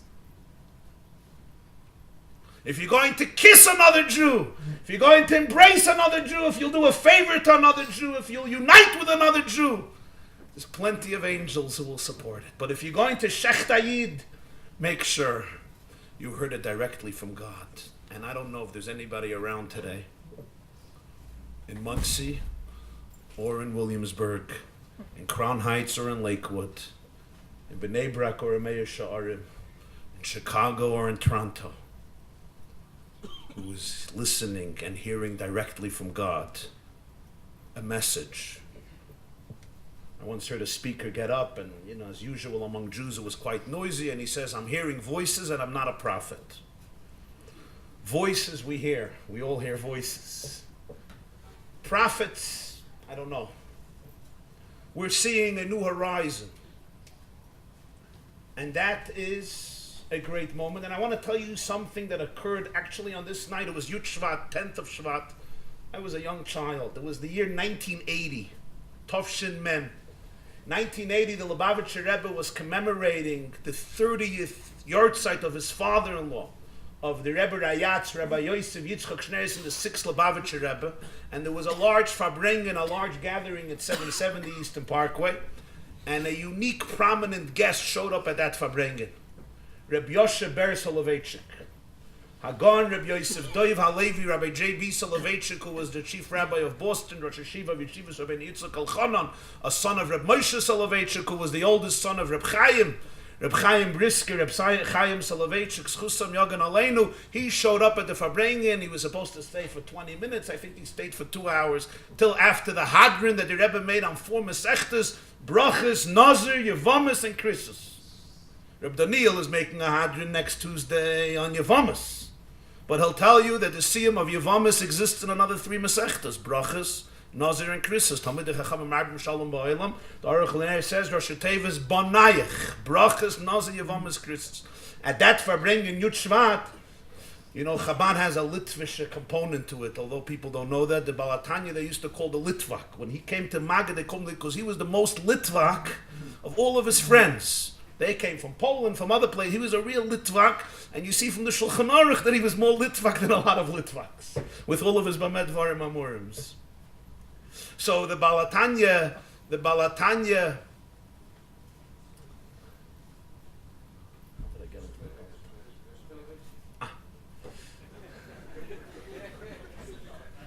Yeah. So the Aruch LaNer writes, Banayich is Brachas, Nazir, Yevamis, Krisus. So the Rebbe, even though by Chassidim, it's not a question that at a yartzeit you take out tikkun, you throw a feast. By the Litvish, it's not so pashut with a yartzeit, right? Is it a fast day? Not. So because of the Litvish component at the core of Chabad, at every yartzeit the Rebbe used to make a siyum mesechta. So it should be a sudas mitzvah pi halacha.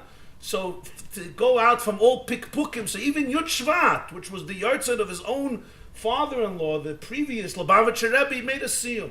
That year, Yud Shevat, where Rabbi Soloveitchik was there, he was Messiah 4 Masechtas, Banayich, Brachas, Nazir, Yevamis, Krisus. He told me, Rabbi Yehuda Berman, Julius Berman, who was the head of the OU many years, and Claims Conference, and learned by Rabbi Soloveitchik many years. So when he came to me, Menachem Avil, our family, after my father, Olav Shalom's passing, he told us a very interesting story. He said the next day he went in to Rabbi Soloveitchik, to his Rebbe. And he says, Rebbe, the Welt sagt, the world is saying, as Nechten Banacht hat der Vilna Gaon gemacht Shalom mit der Balatanya.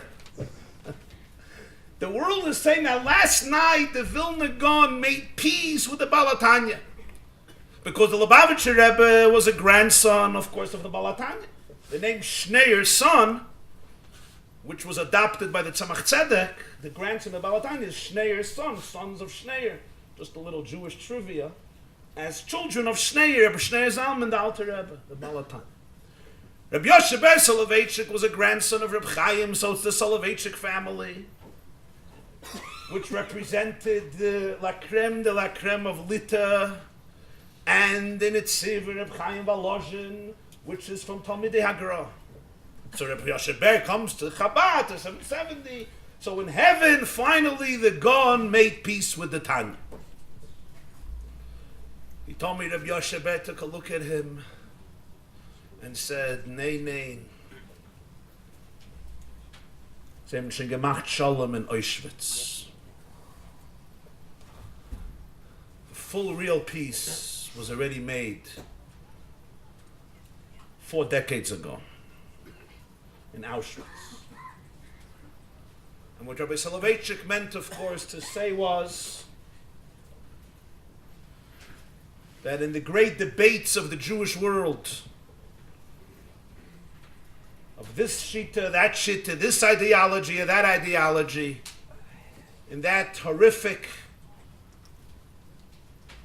camp of death, which was just liberated 70 years ago, this very week, in January 1945, there was absolutely no difference. Not only between a chassid and a misnagid, but between a right-winger and a left-winger, even between a believer and an atheist, between a capitalist and a communist, between somebody who was ultra religious and somebody who was ultra secular, but if there was Jewish blood flowing in your sinews, in the mind of Goebbels, Mengele, and Rosenberg, Yimach Shemam, you were as Jewish as the Chafetz Chaim, as the Vilna Gaon, as the Baal Shem Tov, as the Arizal, as the Beis Yosef.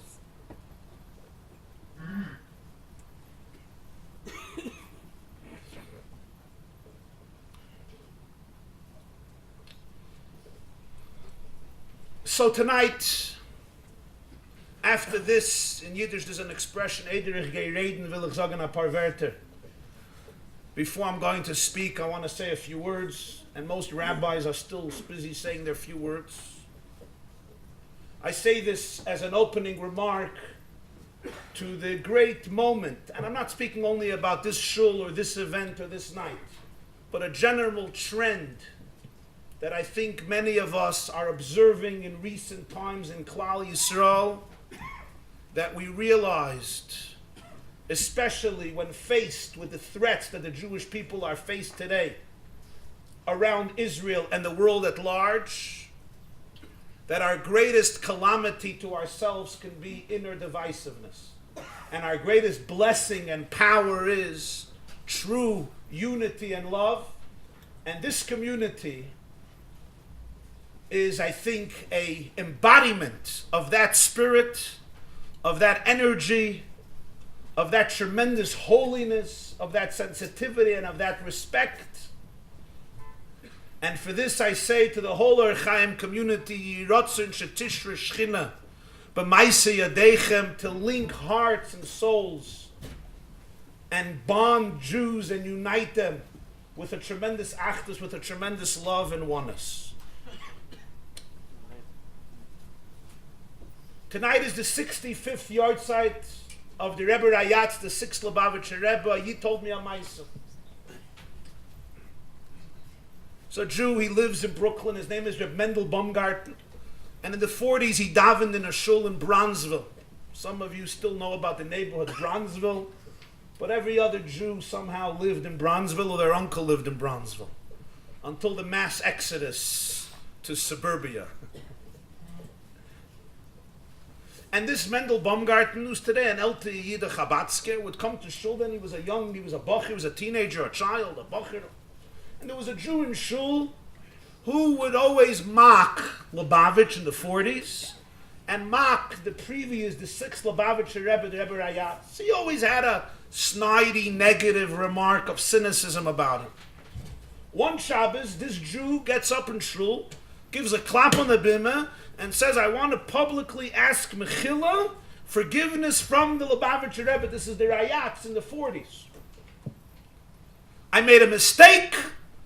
I regret it. I want to do tshuva. After davening, Reb Mendel Baumgarten approaches the Jew and says, what happened? Makara, tell me what happened. So I'll tell you the mice.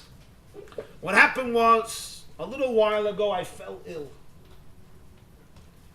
And the illness was a serious illness, and I needed a lot of money for medical expenses.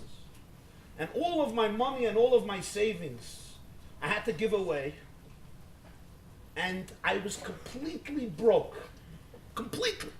So what does a Jew do when he's broke? There were then many Yiddish newspapers. There were Yiddish dailies and weeklies that were read by hundreds of thousands of Jews because the immigrant generation knew Yiddish. I put in an ad in one of the Yiddish newspapers. I think it was the Morgen Journal. Some of you remember the Morgen Journal? This is before the Allgemeine. The Morning Journal. The Morning Journal. A lot of Yezidis read it loyally. It was their Bible. Either the Farvitz or the Tug or the Americana, the Morgen Journal.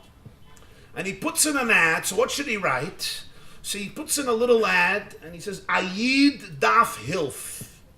A Jew needs help with a telephone number.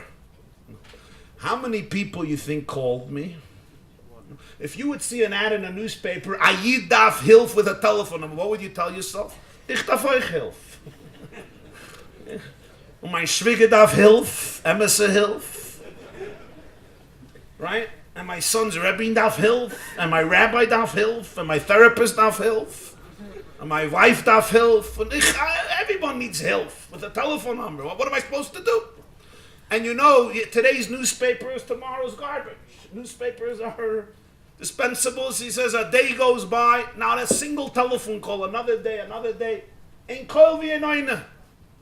A few days later, I get a call. Who's on the phone? A secretary from the Lubavitcher Rebbe.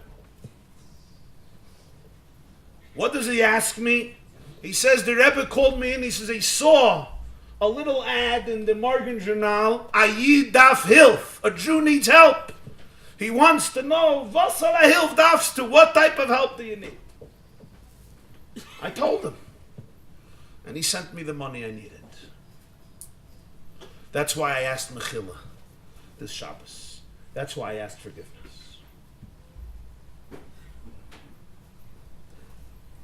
A simple but profound story. A little ad, Ayid daf hilf, a Jew needs help. But a Rebbe, a shepherd, a Manig Yisrael, a mentor, takes the time, calls the number, and finds out what type of help this stranger needs. And I think this is an appropriate opening to the theme I want to address this evening. Rav Lankri Shlita spoke of Kriyas Yamsuf. Because I think there's something in the life story of the Baal HaYartzeit, of the 6th Rebbe of Lubavitch and his successor, who assumed the leadership of Chabad also on Yud Shevat, on the 10th of Shvat, in 1951, 1 year after the yartzeit, the passing of his father, Moshabbos Bo Yud Shevat. Whoops. I think there is a message for each of us, whether you're a Chabadnik, whether you're not a Chabadnik, whether you're connected to Chabad or completely disconnected. But I think there's a lesson and a message in one of its perspectives that relates to every Jew living today.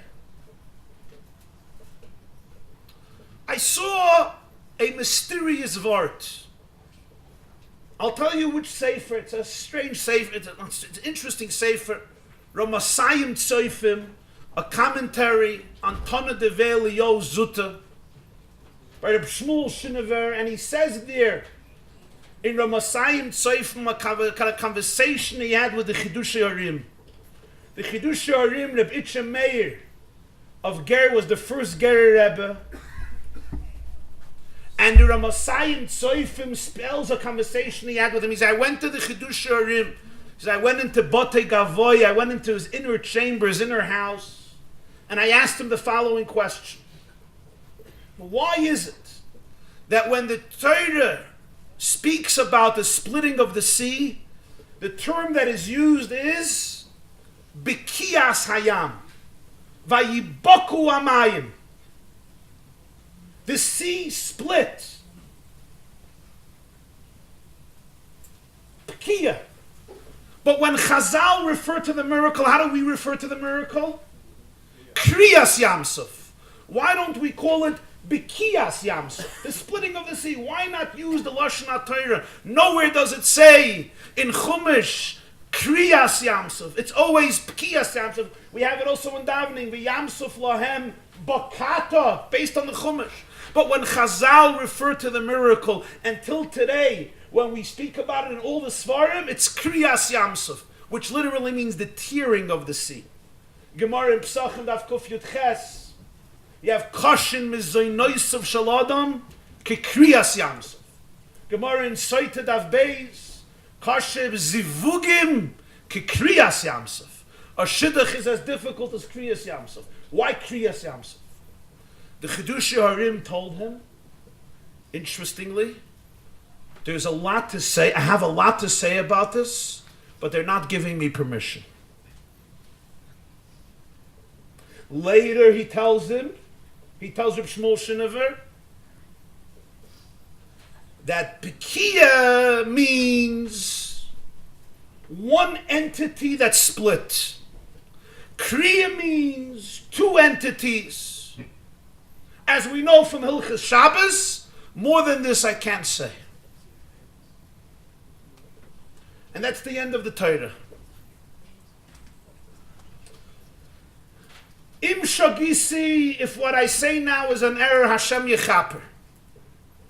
But I want, perhaps with a little chutzpah and with the koyach harabim, suggest one possible perspective to excavate the depths of what the Chidushei Harim was saying. And although he said they didn't give him permission to reveal, we of course would not know why and what would have he revealed.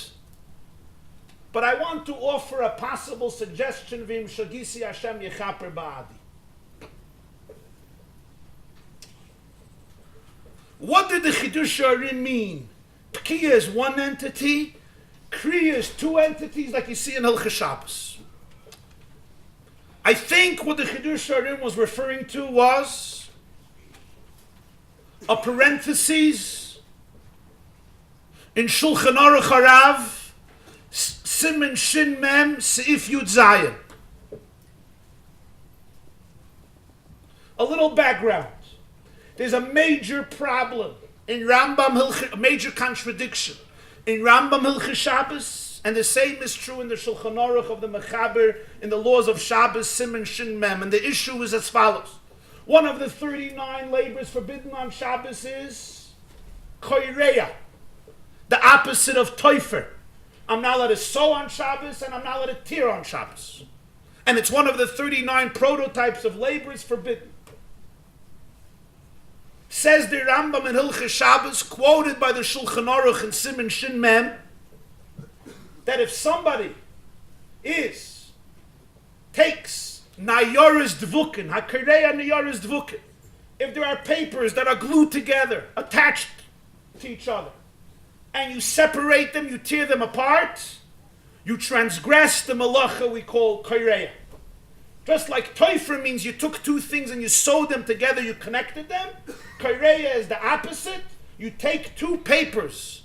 Niyara is dvukin, that's the expression. You tear them apart, that's the malacha of kireya. Seems simple. And this is a Rambam in Hilchas Shabbos and Perek Yud. What's the problem? The problem is, in the previous halacha, the same Mechaber of Shulchan Aruch from Rambam brings another halacha. HaKoreya Nayar, if somebody rips a paper, right? So if the reason you're tearing the paper, or whatever substance it is kidei lasis mimenu lishtamish ba'eze tashmish, You want to use it for something. You need this paper to cover something, to wipe something. You're tearing something in order to use it for a practical purpose. So you're turning it into a what? A keli? It's mesake mana. It's asr.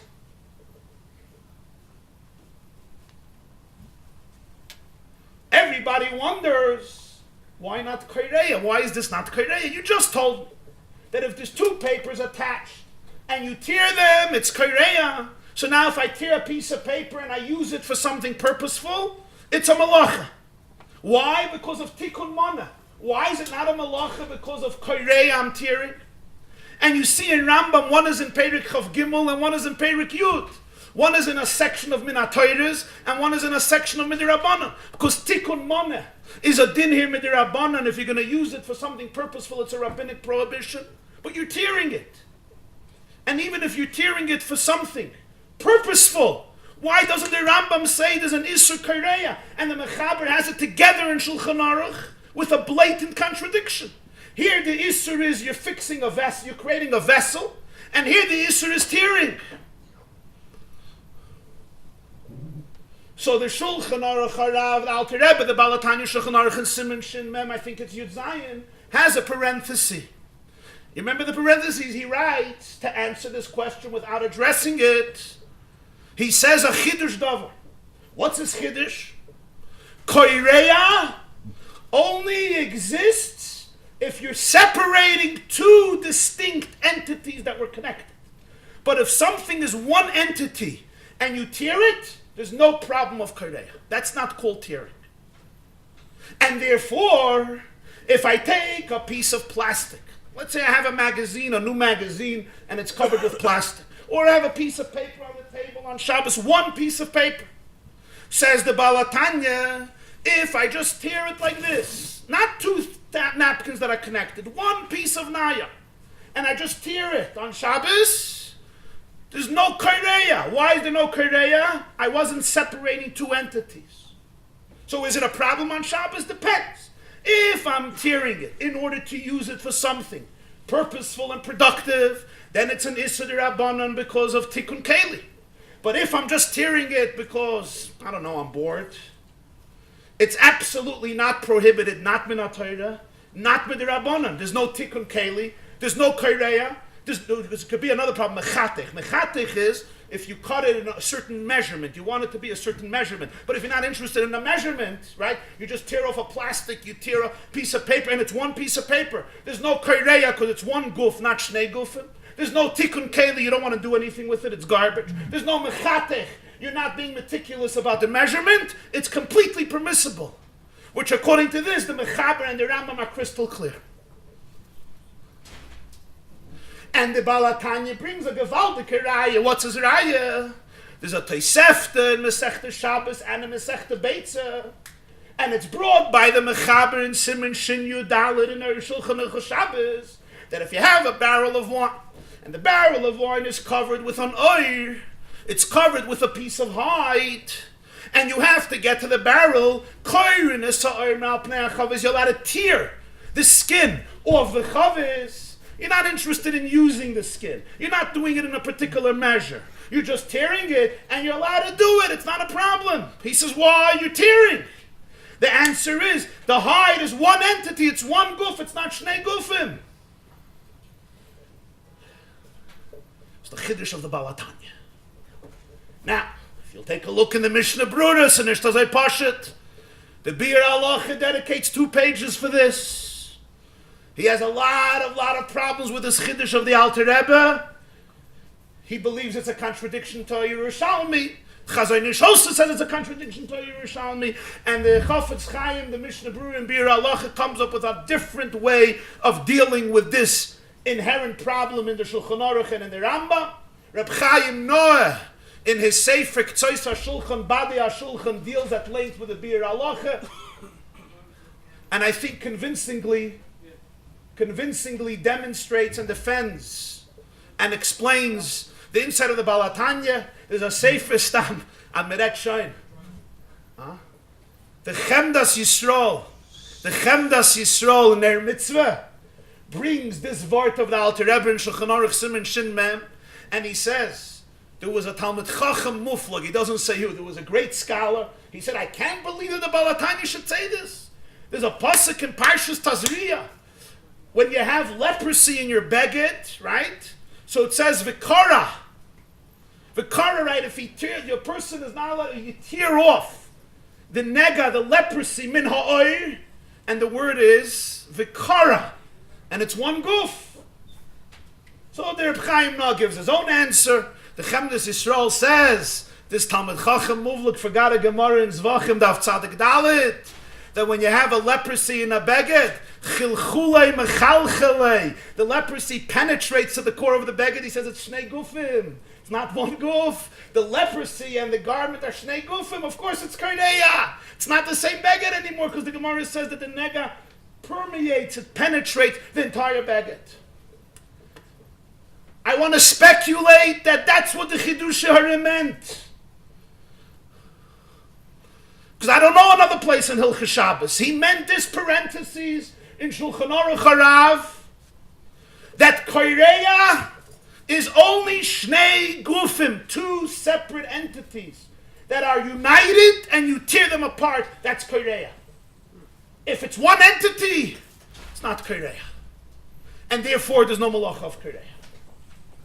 Okay, so how does this answer the question? Why do Chazal call it Kriyas Yamsuf? And the Torah calls it Pkiyas Yamsuf. So please bear with me for a few moments.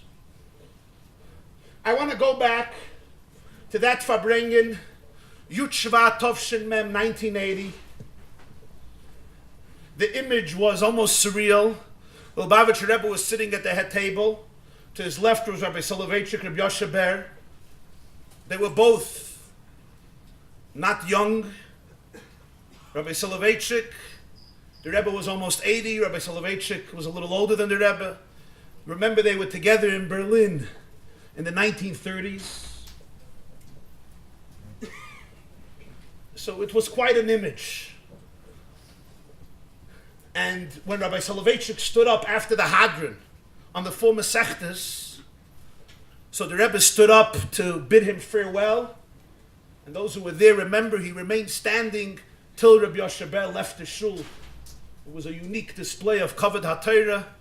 He remained standing, which was very unusual for the Lubavitcher Rebbe to stand up and remain standing that way for anybody, till Rabbi Soloveitchik left the shul, and the whole olam stood up. It was very moving to see. And remember, they weren't in agreement on everything. Rabbi Soloveitchik had his shitta, and Lubavitcher Rebbe was the Lubavitcher Rebbe. They didn't see everything eye to eye, including some very important issues. But there was a tremendous appreciation and respect, and a tremendous kavod HaTorah that night.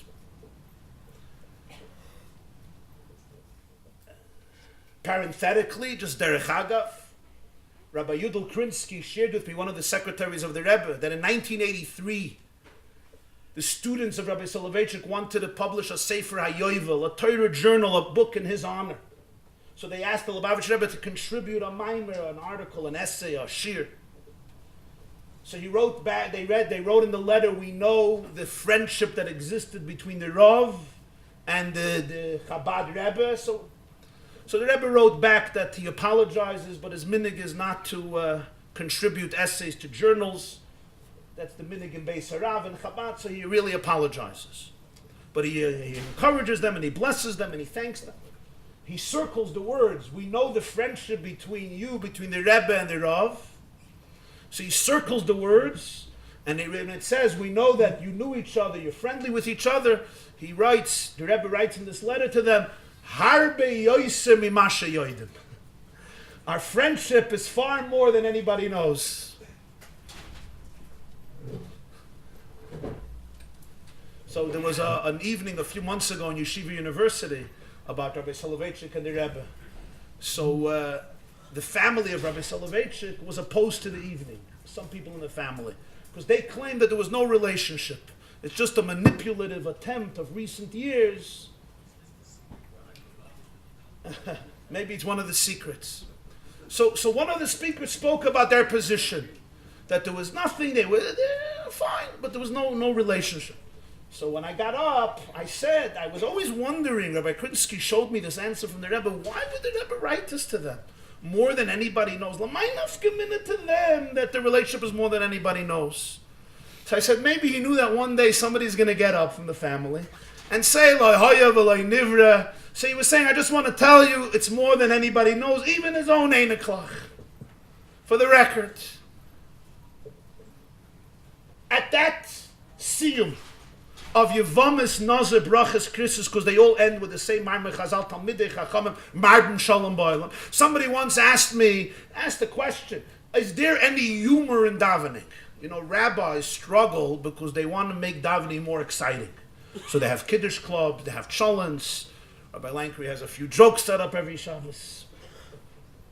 Somebody asked, why is there no humor in davening? So I said, there's a lot of humor in davening. They said, where? I said, Talmidei Chachamim Marben Shalom Ba'olam. That's not a humorous statement, I asked you. But in sincerity, he addressed that Maimon Chazal in the four Masechtas. And there was a message that the Rebbe communicated then. It was profound, it was long, and he spoke about it another few Shabbosim after. I want to extrapolate one point of his message then, develop it the way I understood it, Lefi Ani is Daiti, which I think gives us both theological and practical inspiration and empowerment. There's a famous Talmud Yerushalmi and a Mechilta, a fascinating story, which happened at Kriyas Yamsuf that we wouldn't see at first glance. What happened at the sea, says the Yerushalmi and the Mechilta, is that the Jewish people split up into 4 camps. One camp said, Nipel Ayam, let's jump into the ocean. When you're stuck between a curve and a hard ball, you have the Egyptian army behind you, you have a sea in front of you, where do you go?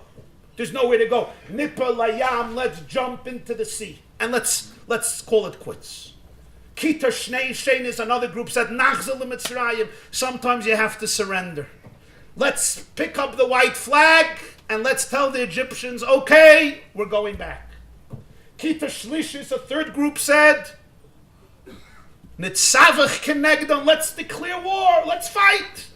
Okay, there's Sheish Meis Rechav Bachor Parei has a great army, we'll put up a fight. We'll go down, at least let's take a few of them down. And the third group said, Nasimon Milchama, let's fight. And the fourth group said, Nitzavach Kenegdon, let's daven to Hashem. Let's pray to God to save us. How do we know there were 4 groups? How do we know? From Moshe's words to the Jewish people. Listen to his words. Moshe speaks to the Jews, and he tells them 4 different messages. First, he tells the Jews, Hisyatzvu uru'us Yeshuas Hashem. Stay still and watch God's salvation. Then he tells them, Ki kasherisa Mitzrayim ayom lo sisifu l'roisam adoilam. You see Egypt today, you will never go back to Egypt again. And then he says, Hashem yilochem lachem. Hashem will fight for you. Va'atem tacharishun, and you remain silent. Why all of these messages? Zakti Yerushalmi, he was addressing 4 different types of Jews. The group that said, let's jump into the ocean, Moshe Rabbeinu said, Hisyatzvu, stand still. The group that said, let's surrender and go back to Egypt, Moshe said, Lo yisayisifum l'roisam adolam. You're never going back to the Fasholtan of Medina. You're never going back to Egypt. The third group that said, let's fight. Moshe Rabbeinu says, Hashem yilochem lochem. God will fight. And the fourth group that says, let's daven. Moshe says, Va'atem tacharish. You remain silent. So what? Yes. You're not jumping into the sea and you're not going back. You're not fighting and you're not praying. So what do? Eat shalom. What's the next pasuk? Vayomer Hashem al Moshe, Daber el bnei Yisrael v'yisol. Speak to the Jewish people and let them travel. Let them advance. Let them move on. They have a destination called Har Sinai, but there's a little problem. There's a yam. Okay, don't worry, we'll take care of that. Netei yadcha al hayam, the yam will split, I'll go through. Ask the Rebbe. So I don't understand.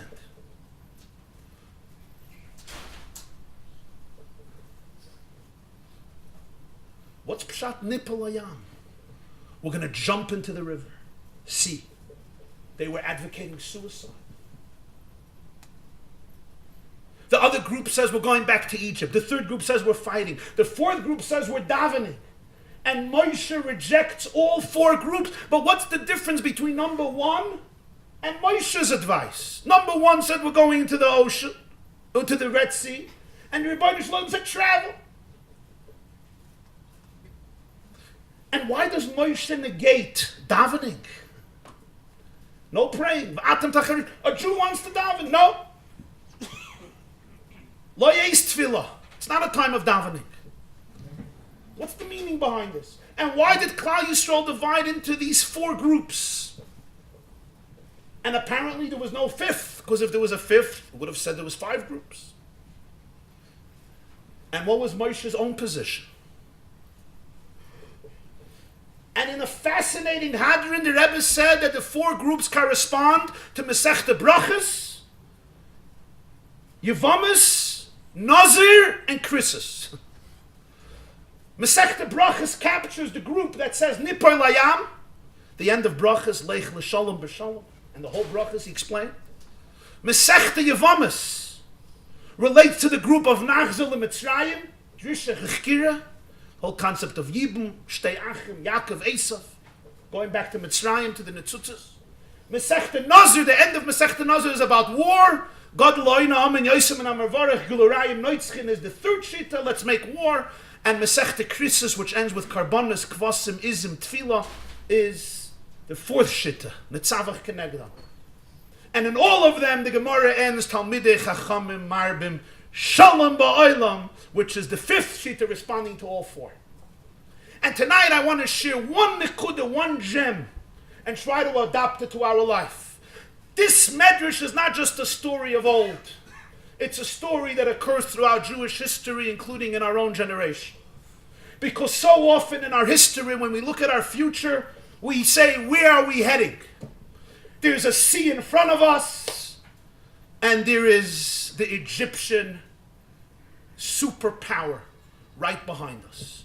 You want to turn around, you're stuck. And you want to advance, you're stuck. And if you stay in one place, you're done. You're attacked from all sides. Especially the generation that stood up after the Holocaust.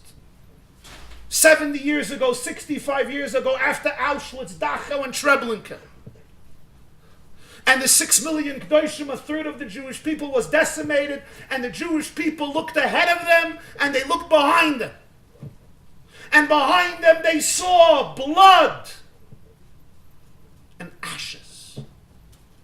Hundreds of communities that went up in smoke. 1.5 million Kedoshim at the item, little children gassed, shot, burnt. And ahead of them, they saw uncertainty. In the land of Israel, the small Yishuv fighting for its life, there was tremendous uncertainty. And in the whole diaspora, there was uncertainty. Assimilation was ravaging the Jewish people. Even those that remained strong were very much on the defensive. What is the proper way? Where do we go today? Such a hell of a Hester, such a darkness, such a concealment that was unprecedented in the annals of Jewish history. The black hole of civilization. Where do we go? How do we advance? And more or less, the Jewish people divided into 4 shittas. Now, of course, the 4 shittas have many branches and sub-branches. Toldesein, Vituldas, Toldesein, or Tzaresein, Vitzaris, Tzaresein, Atzaif, Kalayla.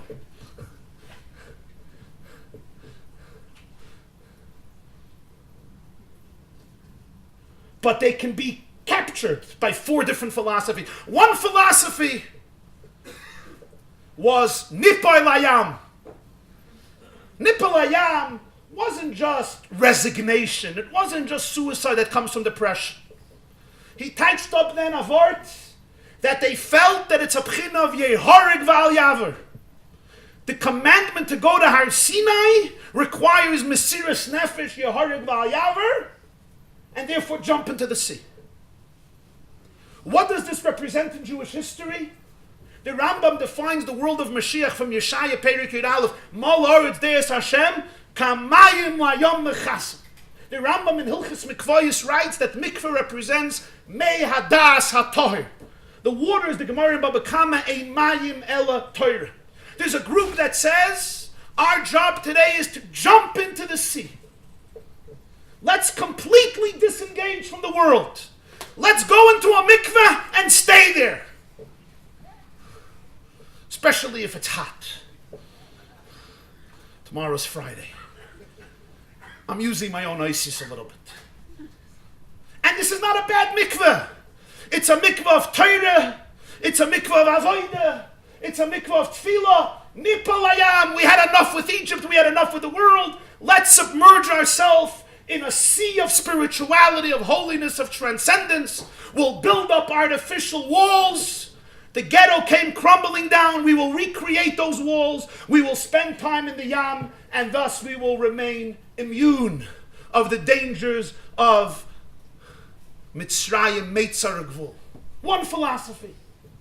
Another philosophy was very different. They said, Nachzal Mitzrayim. It's time to lower the standards of Jewish identity. And Nachzal Mitzrayim itself has so many shittas from one extreme to another extreme. But the main objective of all the shittas is, listen, we're living in a big world. What, are you going to lock your kids up?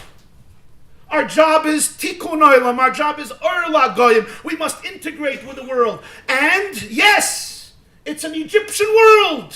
We surrender. We negotiate. We make compromises. We lower somewhat of our expectations. We understand that we're part of the world, and that means that there's certain things you do when you go to Rome, you behave as in Rome. In one way or another. Again, in this itself, there's 900 madregas, 900 philosophies.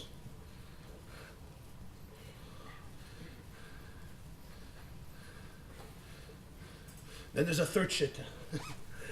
I had a friend, I once told him a story. He said, without names, who was it? We have a third shitta. The third shitta says, war. Megate Malchama. That's it. That's going to be our modus operandi. We're going to fight and fight and fight. That will educate our children to fight, to curse, to hate, to denigrate, to disrespect, and that way, maybe they'll lose many. But you know what? At least they'll take down a few from the other side. Yes, you can't raise a generation and inspire a generation based on hate. What are you telling your children? That everybody else is not good? And then when your children grow up and they look in your own backyard and they see, whoa. Nasa Mulchama. But there's a message here. The message is, we're going to fight. We're not running away. And we're not surrendering an inch. We're going to fight. This is a third philosophy, and there was a fourth philosophy. And the fourth philosophy is a very sweet philosophy. The fourth philosophy says, you give a sigh, and you start saying Tillim. I run the world, God runs the world. I'm responsible for the Jewish people. Was bin ich? What am I?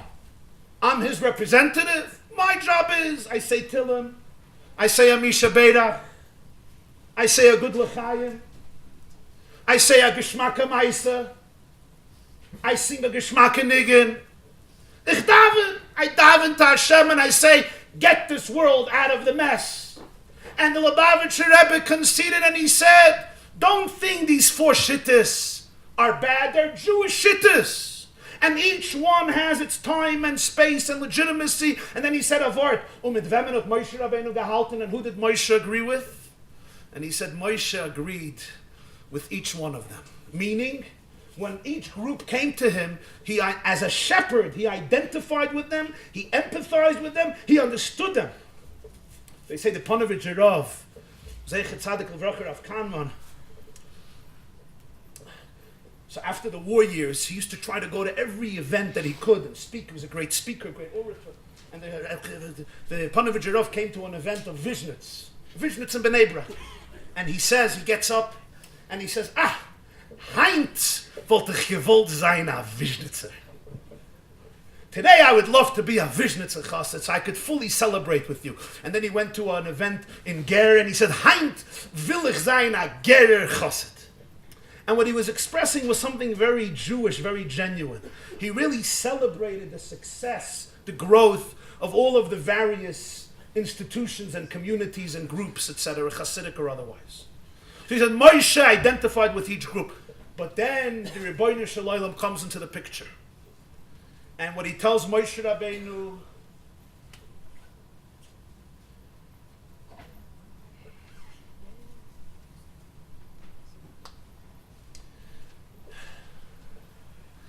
Daber el bnei Yisrael v'yisol. Tell the Jewish people it's time to travel. What is Hashem saying? What's the difference between v'yisol and the first four groups? And now I feel compelled to quote Lashon Harav in Yiddish, and then I'll translate. The Lubavitcher Rebbe said that Eibishter sagt zu Moshe, as kommt einmal a Zeit, sometimes a moment arrives, me sagt a Yiden, we tell a Jew, pack sich auf de Talis und Tfilin und geh spalt a Yam.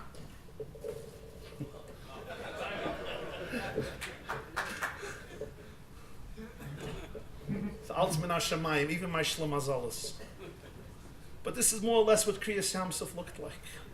And we have all the four kittas, so it's working out perfectly. The demonstrations are outside.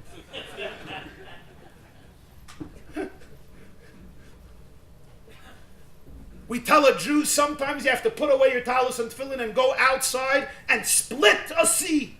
What does it mean to split a sea? What's that spalt nayam? The Gemara says in Chulin, Kol ma sheyesh bayam yesh biyabasha v'chol ma sheyesh biyabasha yesh bayam. The ocean, the sea, eclipses an entire universe that's beneath the water. We go to the ocean, we go to the beach, we take a look, all we see is water. Kamayim layam mechas. But we all know that some of those locations stretch 1 mile, 2 miles, 3 miles, 5 miles deep, with hundreds of thousands of species of amphibious creatures, of fish, of trees, of plants, of every type of mineral that's found in the ocean. A whole universe under the sea that we are clueless about because we can't see it. We're in the dry land. We could see everything. The truth appears as is. What then does Kriyas Yamsuf mean? Tosfos says in Masechta Soita that the Jews didn't even go through the Yamsuf. It was a semicircle.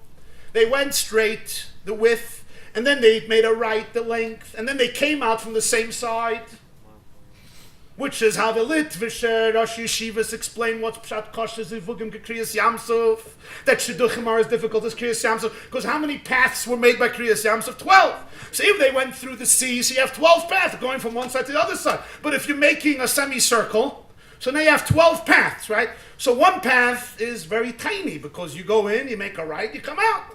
And then the other one is larger, and then the other one, and then the other one is mamish large. They said there's 12 different type of yeshiva bachrim. Right, one guy has to date and date and date and date and date till it's matzah isha matzah toiv v'yofik rotzin ma'ashem toiv. And the other one is echad shtayim shalosh, and we hope, if not, you come to Rabbi Lankry.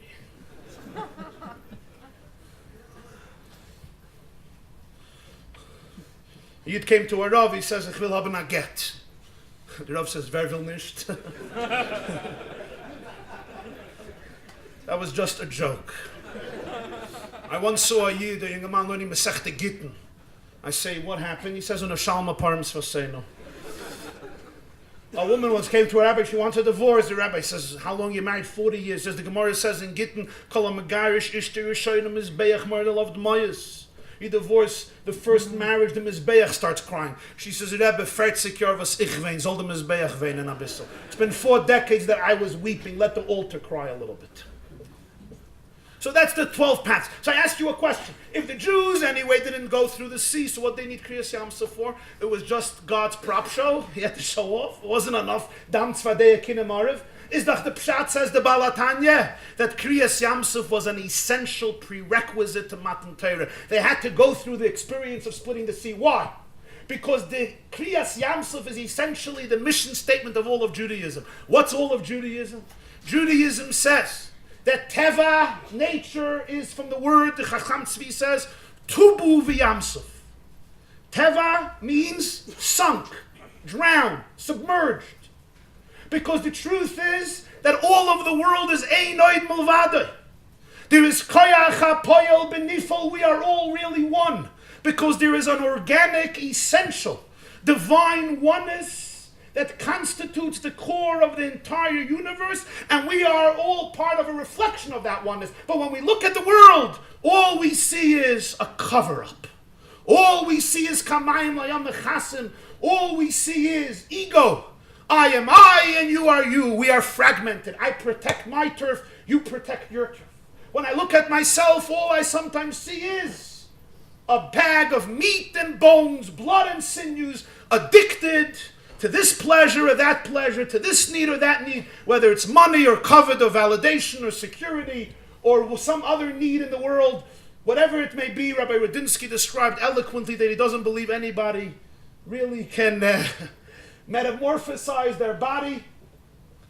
So when we look at the surface, what we see in ourselves is pure, physical, often problematic, depressing material.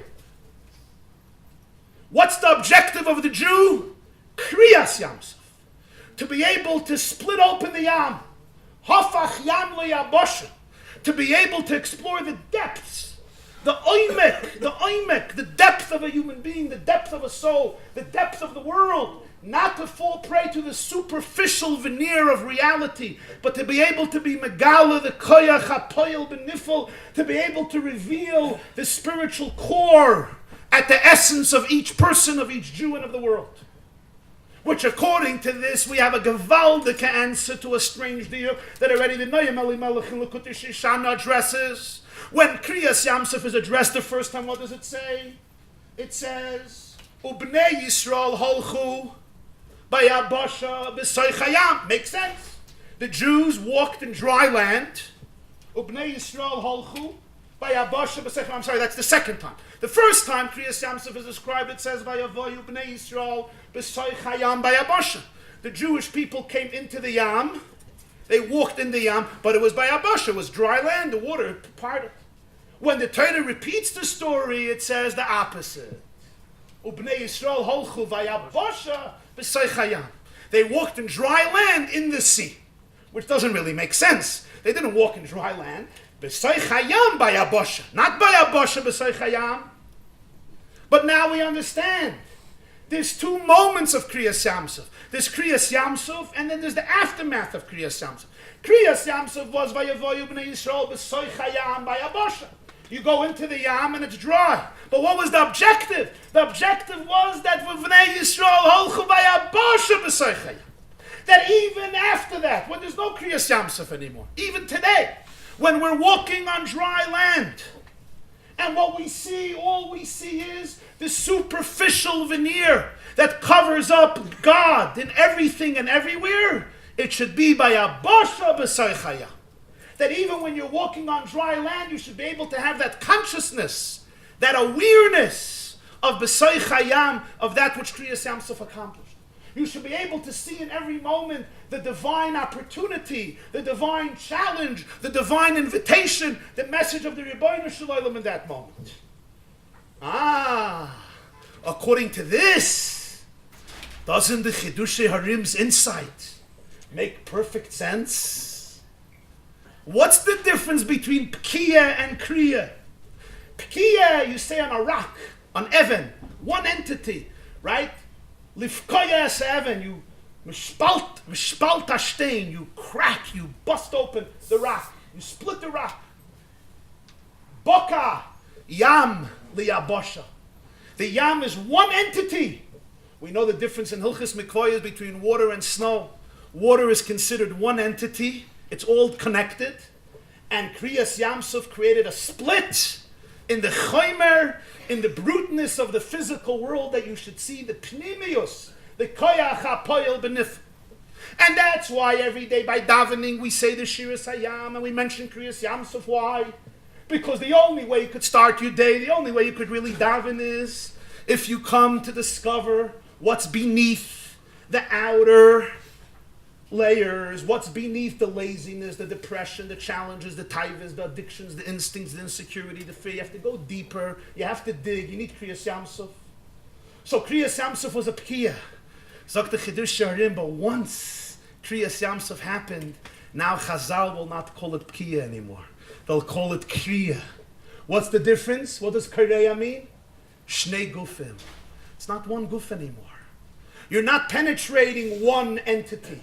It's shnei gufim. It's two separate things that are really separate. Elamai, they came together after the water came back. But you're not anymore separating one entity and splitting a rock. You're merely opening up and creating a partition between two things that are separate, because Kiyas Yamsuf transformed the paradigm of humanity, the paradigm of the Jewish people. Back to the Hadrin of Yud Shevat Tovshin Mem. One group says, we escape the world. Another group says, we surrender to the world. A third group says, we fight the world. A fourth group says, there's nothing to do. We daven to Hashem. He runs the world. We are nice passive bystanders. Comes the Rebbeinu Shalom and says, Daber el bnei Yisrael v'yisol. Sometimes you have to escape. Sometimes you have to understand the other position. Sometimes you have to fight, and sometimes you have to daven. You always have to daven. But what's the calling of the Jewish people? Daber el bnei Yisrael v'yisol.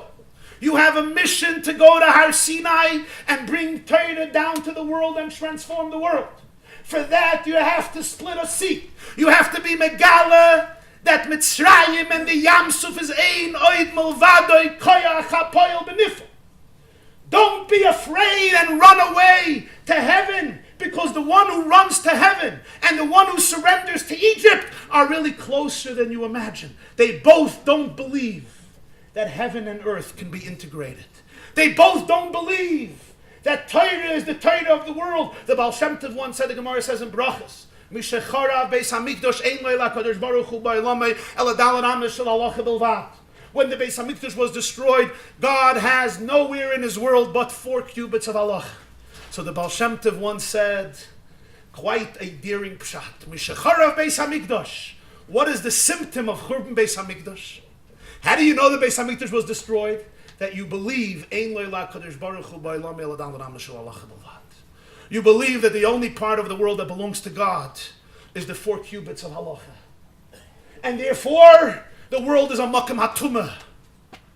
So one says we have to surrender, because there's no way you can have real Jewish pride in a real world. You have to surrender. And the other one says, away. Moshe Rabbeinu says, Daber el bnei Yisrael v'yisol. It's time to jump into the world and shpal dayam. Be megala koyach hapoyel benifel in the world. It's different than the 4 shittas.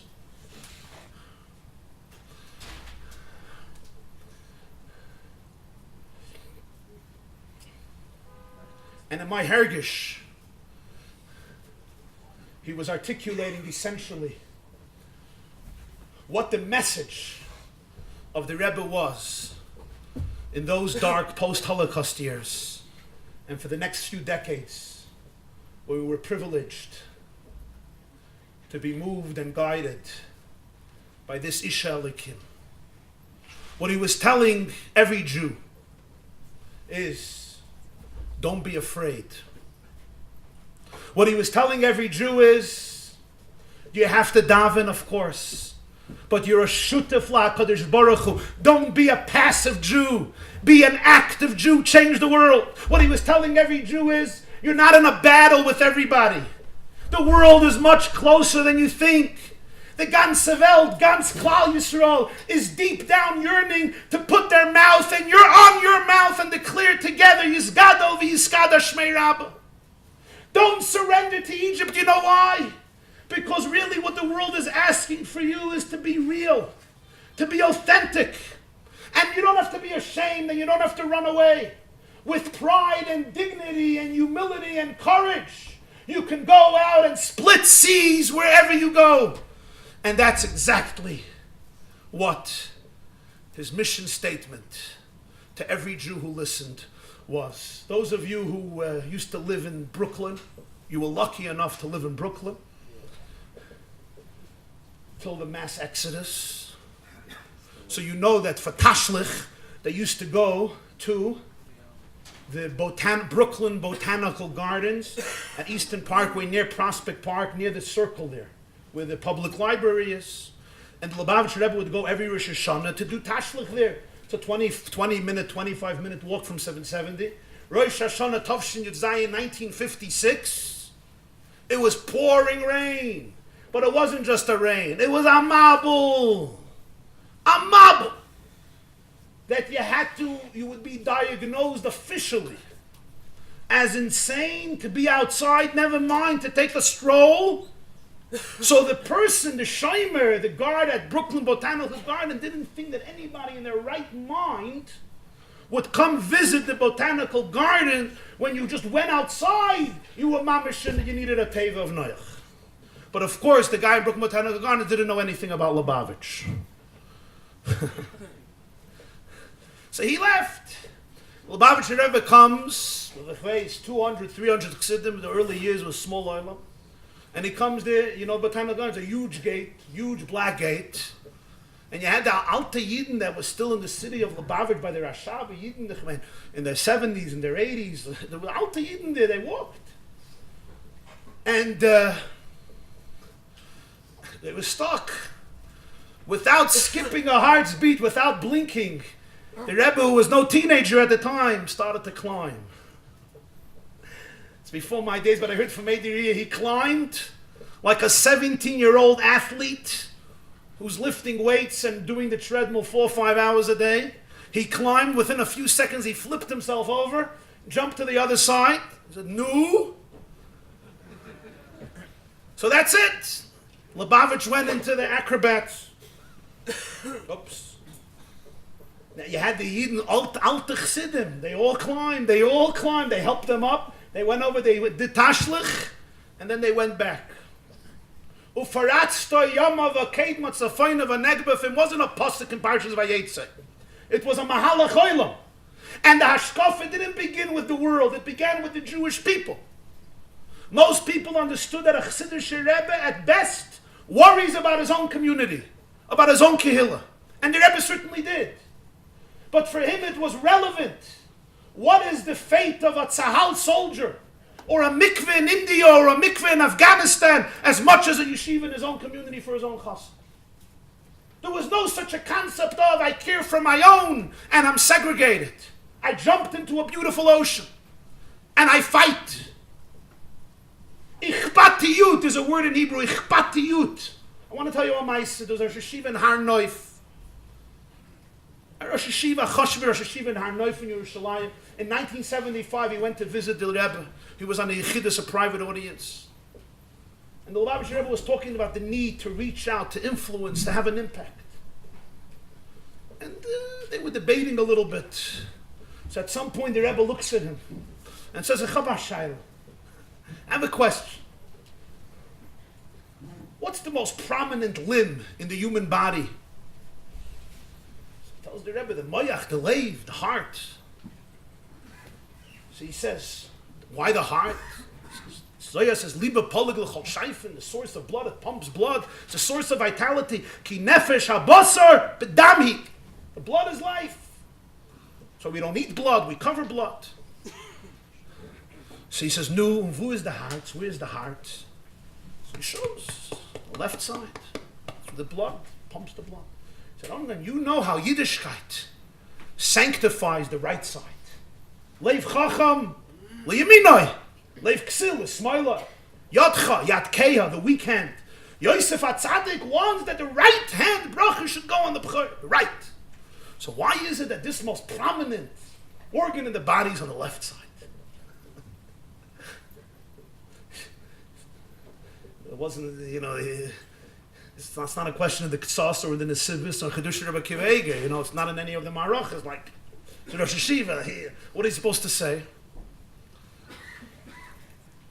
So the Rebbe looks at him and he says, you know what the answer is? The answer is, the heart is auf der rechte Seite. The heart is on the right side. You know why? You know why you were given a heart? You were given a heart to feel the pain of the person standing in front of you. And for the person standing in front of you, it's on his right side. Dein Hart is for a zweite Yid. And for the second Jew, it's the right side. Which when I heard the Meister of Yeshiva said, for me, my light bulb said, that answers the question in Menachos Lamed Dalet. The Shaila of Tefillin, Keitzat Sidron, Kadosh Vayik Kiviyach on the right, Shema Vayim Shemayim Esmoil. Frag the Gemara Vatanya Ifcha, Omer Abaya, Kan Mimina Koire, Kan Mimina Miniach, right? Depends which angle, the one wearing the tefillin, the one looking at the tefillin. So Rashi and Tosfos both explain that who do you go after? The one looking at the tefillin.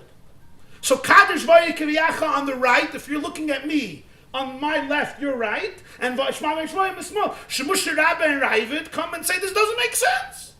Why is the viewer more important than the one wearing the tefillin? I'm doing the mitzvah, and you're the one who I have to define my tefillin based on. It's a good kasha. But tefillin is shibud halev v'hamayach. V'rochal amei aretz kishem Hashem nikra lecha brachas davav. Omer Rebbe Lazar elu tefillin shabiroish. And tefillin shabiyat is shibud halev. It's your right.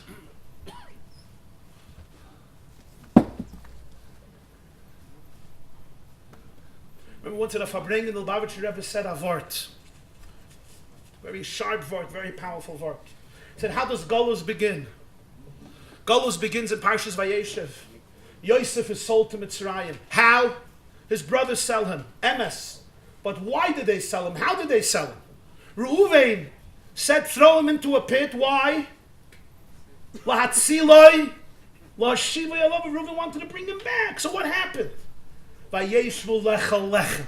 They sat down to eat. And Reuven wasn't there. Why wasn't he there? Sagt Rashi. Reuven was shoiv. It was shoivavim. Shoivavim. He was fasting. Why was Reuven fasting? Why? Al shebilbel yitzue aviv. He took his father's mattress, took it out of Leah's tent, took it out of Bilhah's tent, put it in Leah's tent. How long before this story did Reuven do that? He did that after Rachel passed away. Rachel died when Yosef was 9. Yosef was now 17. This happened 9 years earlier. Reuven was fasting for 9 years, Rabbi. So you understand? For 9 years he was fasting. It wasn't a Psashnala Bahab. It was a fast shoivavim. It was a Tikkun HaKlali in Uman. It wasn't so simple. 9 years fasting. Why? You understand what type of spiritual sensitivity this man had? 9 years later, he's still fasting and doing tshuva, and his brothers sit down for a suda. He can't sit down because he's going to fast. So when they sell Yosef, he's not there. Says the Lubavitcher Rebbe, listen. He says, you know how Golus begins? Golus doesn't begin by rotten people doing rotten things. Golus sometimes begins by great and holy people engaged in their own spiritual growth at the time when a Jewish child is languishing in the abyss. That's the beginning of exile. The beginning of exile is, wie kann der angehen fasten, wenn a Yiddish Kind liegt in a grub? Fasting is great. Tshuva is awesome. Spiritual growth is the demand for every person. But when there's a Jewish child in a pit, how can you go away to fast and abandon this child? This is the beginning of Golus. Golus doesn't begin with lowlifes. Golus begins with great men who don't realize that God sent them to this world to change things, to bring redemption, to bring geula, to touch hearts, to affect souls, to bring people out of their pits and hug them and embrace them and give them hope and destiny and happiness and love and show them the koyach hapoyel benifel within them.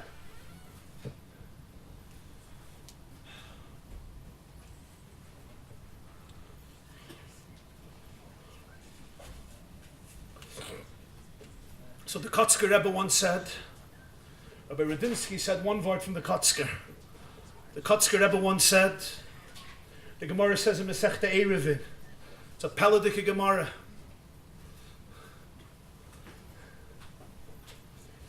Those that Reb Daniel Shir probably remember the Gemara.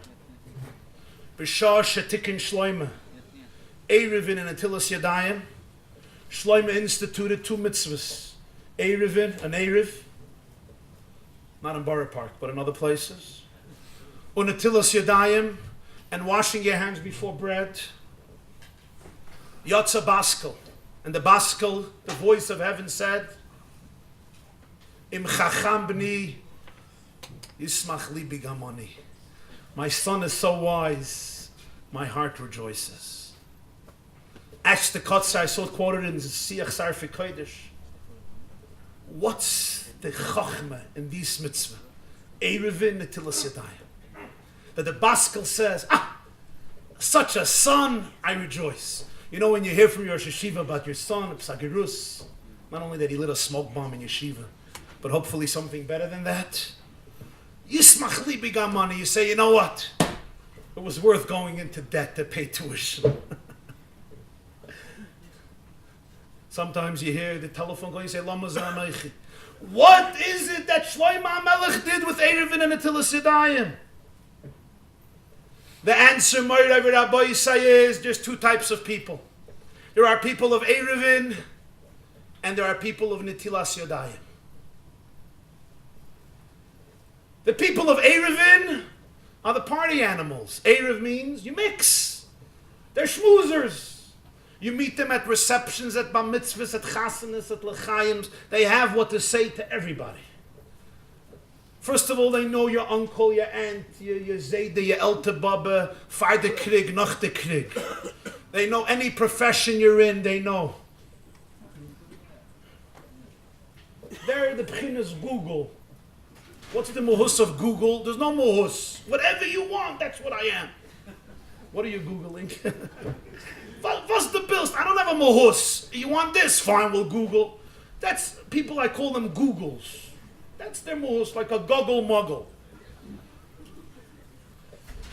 So they mix, they like people, they don't have to, they're not so socially conscious, self-conscious, or maybe they're the most self-conscious, so they have to compensate, whatever.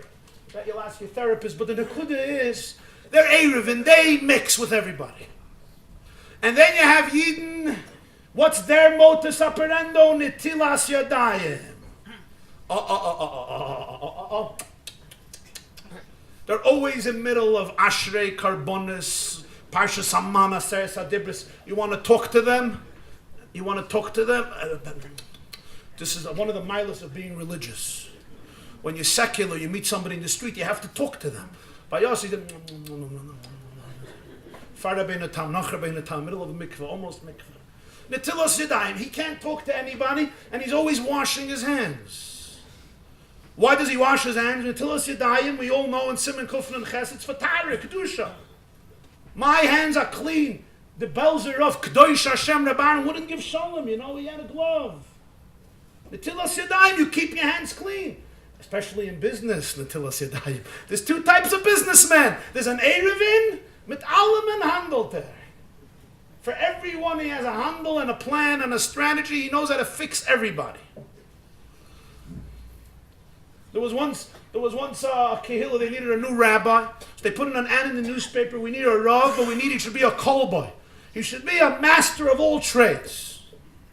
So a guy calls up, he says, that's me. The board invites him for a meeting. They say, tell us your credentials. Okay, he says, here I go. For starters, I'm a kohen. First, I'm a kohen. Second of all, I'm a shoichet. A moil. A soifer. I'm a lamed. A baldarshan. A balkoira. A talmid chachem muflug. A therapist, a marriage counselor, a brilliant advisor, so I can do everything. I can hatch you, match you, and dispatch you. Besides all of this, I'm also a gabbai, a shamish, a manhig, and derech agav, it comes revach, chavre kadisha. So what else do you need? So one guy in the board who was still up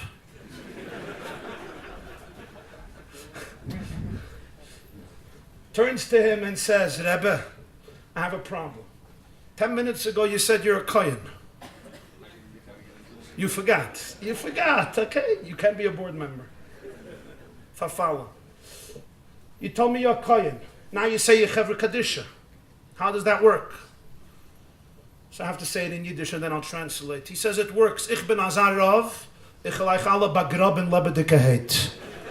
I'm a type of rabbi, I'll bury you all alive. It's not a problem. I could be a kohen, I could be chevre kadisha. Nobody has to be dead in my watch. So you have an Erevin character, you know, somebody who has a plan for everybody. And then you have a businessman, netilas yadayim. You know, everything is chash loshen harich, chash asag is gvul, avak sheba avak sheba avak. You don't talk to anybody. Just hard to run a life. So how do you deal with life? And we all know the value of netilas yadayim. We all know the value of kedusha, of tara. And we all know that without real discipline, there's no avodas Hashem. And without real iskafia, without real restraint, there's no avodas Hashem. The chachma of Shlomo HaMelech in life was tikkun erevin and tikkun netilas yadayim. He taught the Jew how to be erevin. V'yiso, travel, go out of your cocoon, und spalt hayam, change your community. Help your neighbor. Reach out to another Jew. Take responsibility for Am Hashem, for Bnei Yisrael, for Klal Yisrael. Don't be a spiritual narcissist. That's Golus. The consciousness of Golus is spiritual narcissism. My shleimus, my perfection. The concept of Geula is oneness. Einoid mulvadoi. You and me are essentially one. How could I turn away from you? My heart is on my right because you're on my right. Erevin. But when it comes to Erevin, it's very easy to lose your identity. The same Shlomo HaMelech was Mesakein, Netilas Yadayim. And what's Netilas Yadayim? Netilas Yadayim is to bleiben rein, to bleiben heilig. You're not there to be changed by the world. You're there to change the world. You're not there to be influenced by the world. You're there to influence the world. You're not there to fight with the world or to surrender to the world. You're there to declare the truth of Einoid Mulvadoi Vayikra Sham B'Shem Hashem Keil Oilam, says the Baal HaTanya, not Keil Ha'olam, but Keil Oilam, that Keil and Oilam are one and the same, because he was Megala, the Koyach HaPoyel B'Nifel. And that's why brachas, nazir, yevamis, krisis, it all ends with Talmidei Chachamim, marbim, shalom, ba'olam. What's shalom? Shalom you don't need when there's no conflict. Peace you need when there's a conflict. There is an inherent conflict between the world and Elokus, as Rabbi Rudinsky said. There's an inherent conflict between chitzonius and pnimius, between gashmius and ruchnius, between soul and body. But the Talmid Chacham, the Ben Torah, the mission of Torah is Marbim Shalom Ba'olam, to reveal in the words of the Rambam in the beginning of the Ada Chazaka that Me'amitas hi motzoi nimtzu kol ha-nimtzoyim v'chol ha-nimtzoyim mishamayim v'oretz u'mashe b'neim lo nimtzu ela me'amitas hi motzoi, that from his truth come all of existence.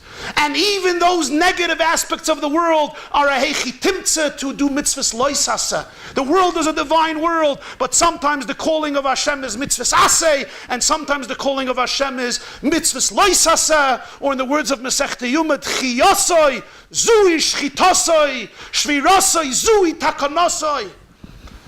Sometimes you connect by rejection. The mitzvahs loisa says another heichi timtza of avodas Hashem through this object amegala lakus, by saying no. And those are the four kittas, the four mesechtas of Kriyas Yamsov.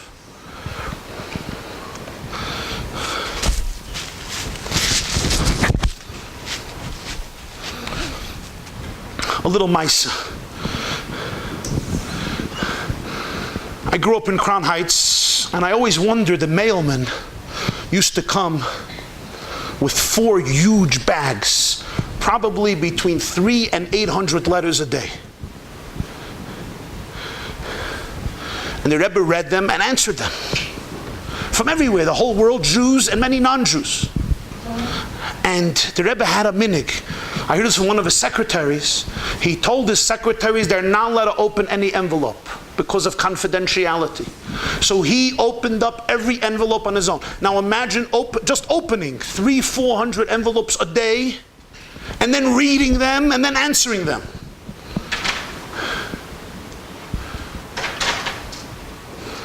So one of the Hasidim who I happen to know, his name is Rabbi Chanin, Zalman Chanin, decided, he's going to buy an envelope opener, an electric opener. And he gives it into Rabbi Klein, Rabbi Binyamin Klein, and the Rebbe sees it and he sends it back out. He says, "Tzemach zu viel rash," too much noise. Rabbi Zalman says, "Imi Shema," he calls the company, he says, "You have a silent model. It's out of stock for years." And he left, nothing left. He offers a nice sum of money, and of course there's one left. There's always one left. So he's so excited. Imagine a chassid's tainug, he could ease the Rebbe's burden. The Rebbe will just put the envelope in the machine, he'll open it up. You don't have to open it, you hurt your nails, hurt your finger, get bloody. He sends it into the Lubavitcher Rebbe, and the Rebbe sends it back out. So he's perturbed, he worked hard to get it, a noisy one, a quiet one. So I guess the Rebbe felt the need to explain. The first time he didn't feel the need to explain because he had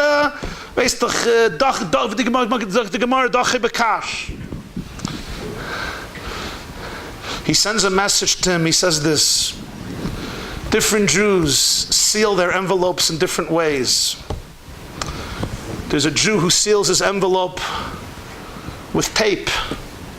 There's a Jew who seals his envelope with saliva, spit. There's a Jew who seals his envelope with some other glue or substance. But there are those Jews who seal their envelopes with their tears. Wie kann ich öffnen mit der Maschine, was ein Jid hat vermacht mit seinen Tränen? How can I open with a machine an envelope that a Jew sealed with his tears? When I open it with my fingers, I can obtain, I can absorb, I can internalize those tears.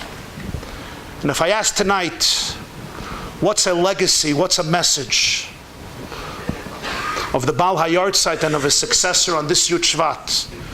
L'chol asher b'shem Yisrael yechuna. To every person here. Number 1, ichpatiyut. You know what ichpatiyut means, Reb Moshe? To care. To care. My father, Olav Shalom, told me once, asked the Rebbe, why do you have to get involved in things that no other Rabbanim get involved? You make yourself enemies. So he told them, by Moshe it says, he walks out and he sees an Egyptian beating up a Jew. Vayifin koi v'choi, vayarki einish, vayaches hamitzi vayitmeneu b'choi. He turns here, he turns there, he sees there's nobody around. He kills him, he hides him. What's pshat? He sees there was nobody around. There was somebody around. So Rashi has his pshat, other Mefarshim say differently. The Rebbe Taich, Vayifin koi v'choi, Moshe looked here, Moshe looked there, Vayar, he saw ki ein ish. There's no person who cares. There's no person who cares. Vayar ki ein ish. A Jew is being beaten. A Jew is starving. A Jew's blood is flowing and nobody cares enough. This one will sigh, this one will write an $18 check. Vayar ki ein ish. So Moshe had to make a decision. Will I be like everybody else and say nobody cares? Why should I care? Moshe said, if nobody cares, that's why I will care. And that's why he became Moshe Rabbeinu. So my father was quite taken aback because the Rebbe usually would not speak about himself like this.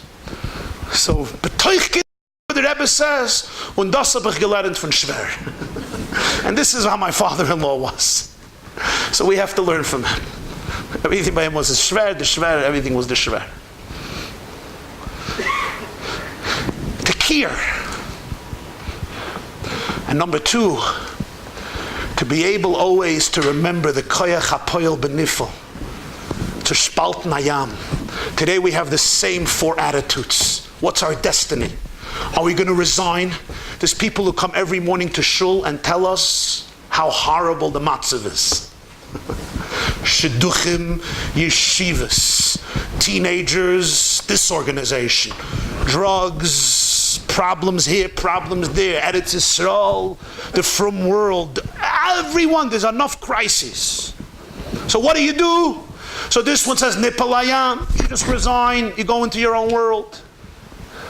This one compromises, this one fights, and this one becomes a passive bystander. But the message of this great person was, Daber el bnei Yisrael v'yisol. Don't escape and don't surrender, don't run and don't become passive and don't fight.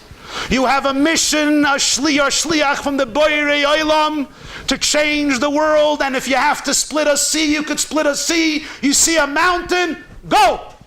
Go and take a step to the mountain and bring Klal Yisrael to Har Sinai, so that from Har Sinai they can march ultimately towards the Geula Shleima. May it be b'mheira b'yameinu, amen. Thank you very much.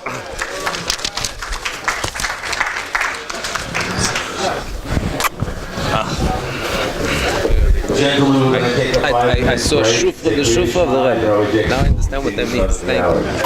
Shal Koyach. That was beautiful. I didn't hear what you said. We'll take a break and say Krishma, and then you'll continue part 2.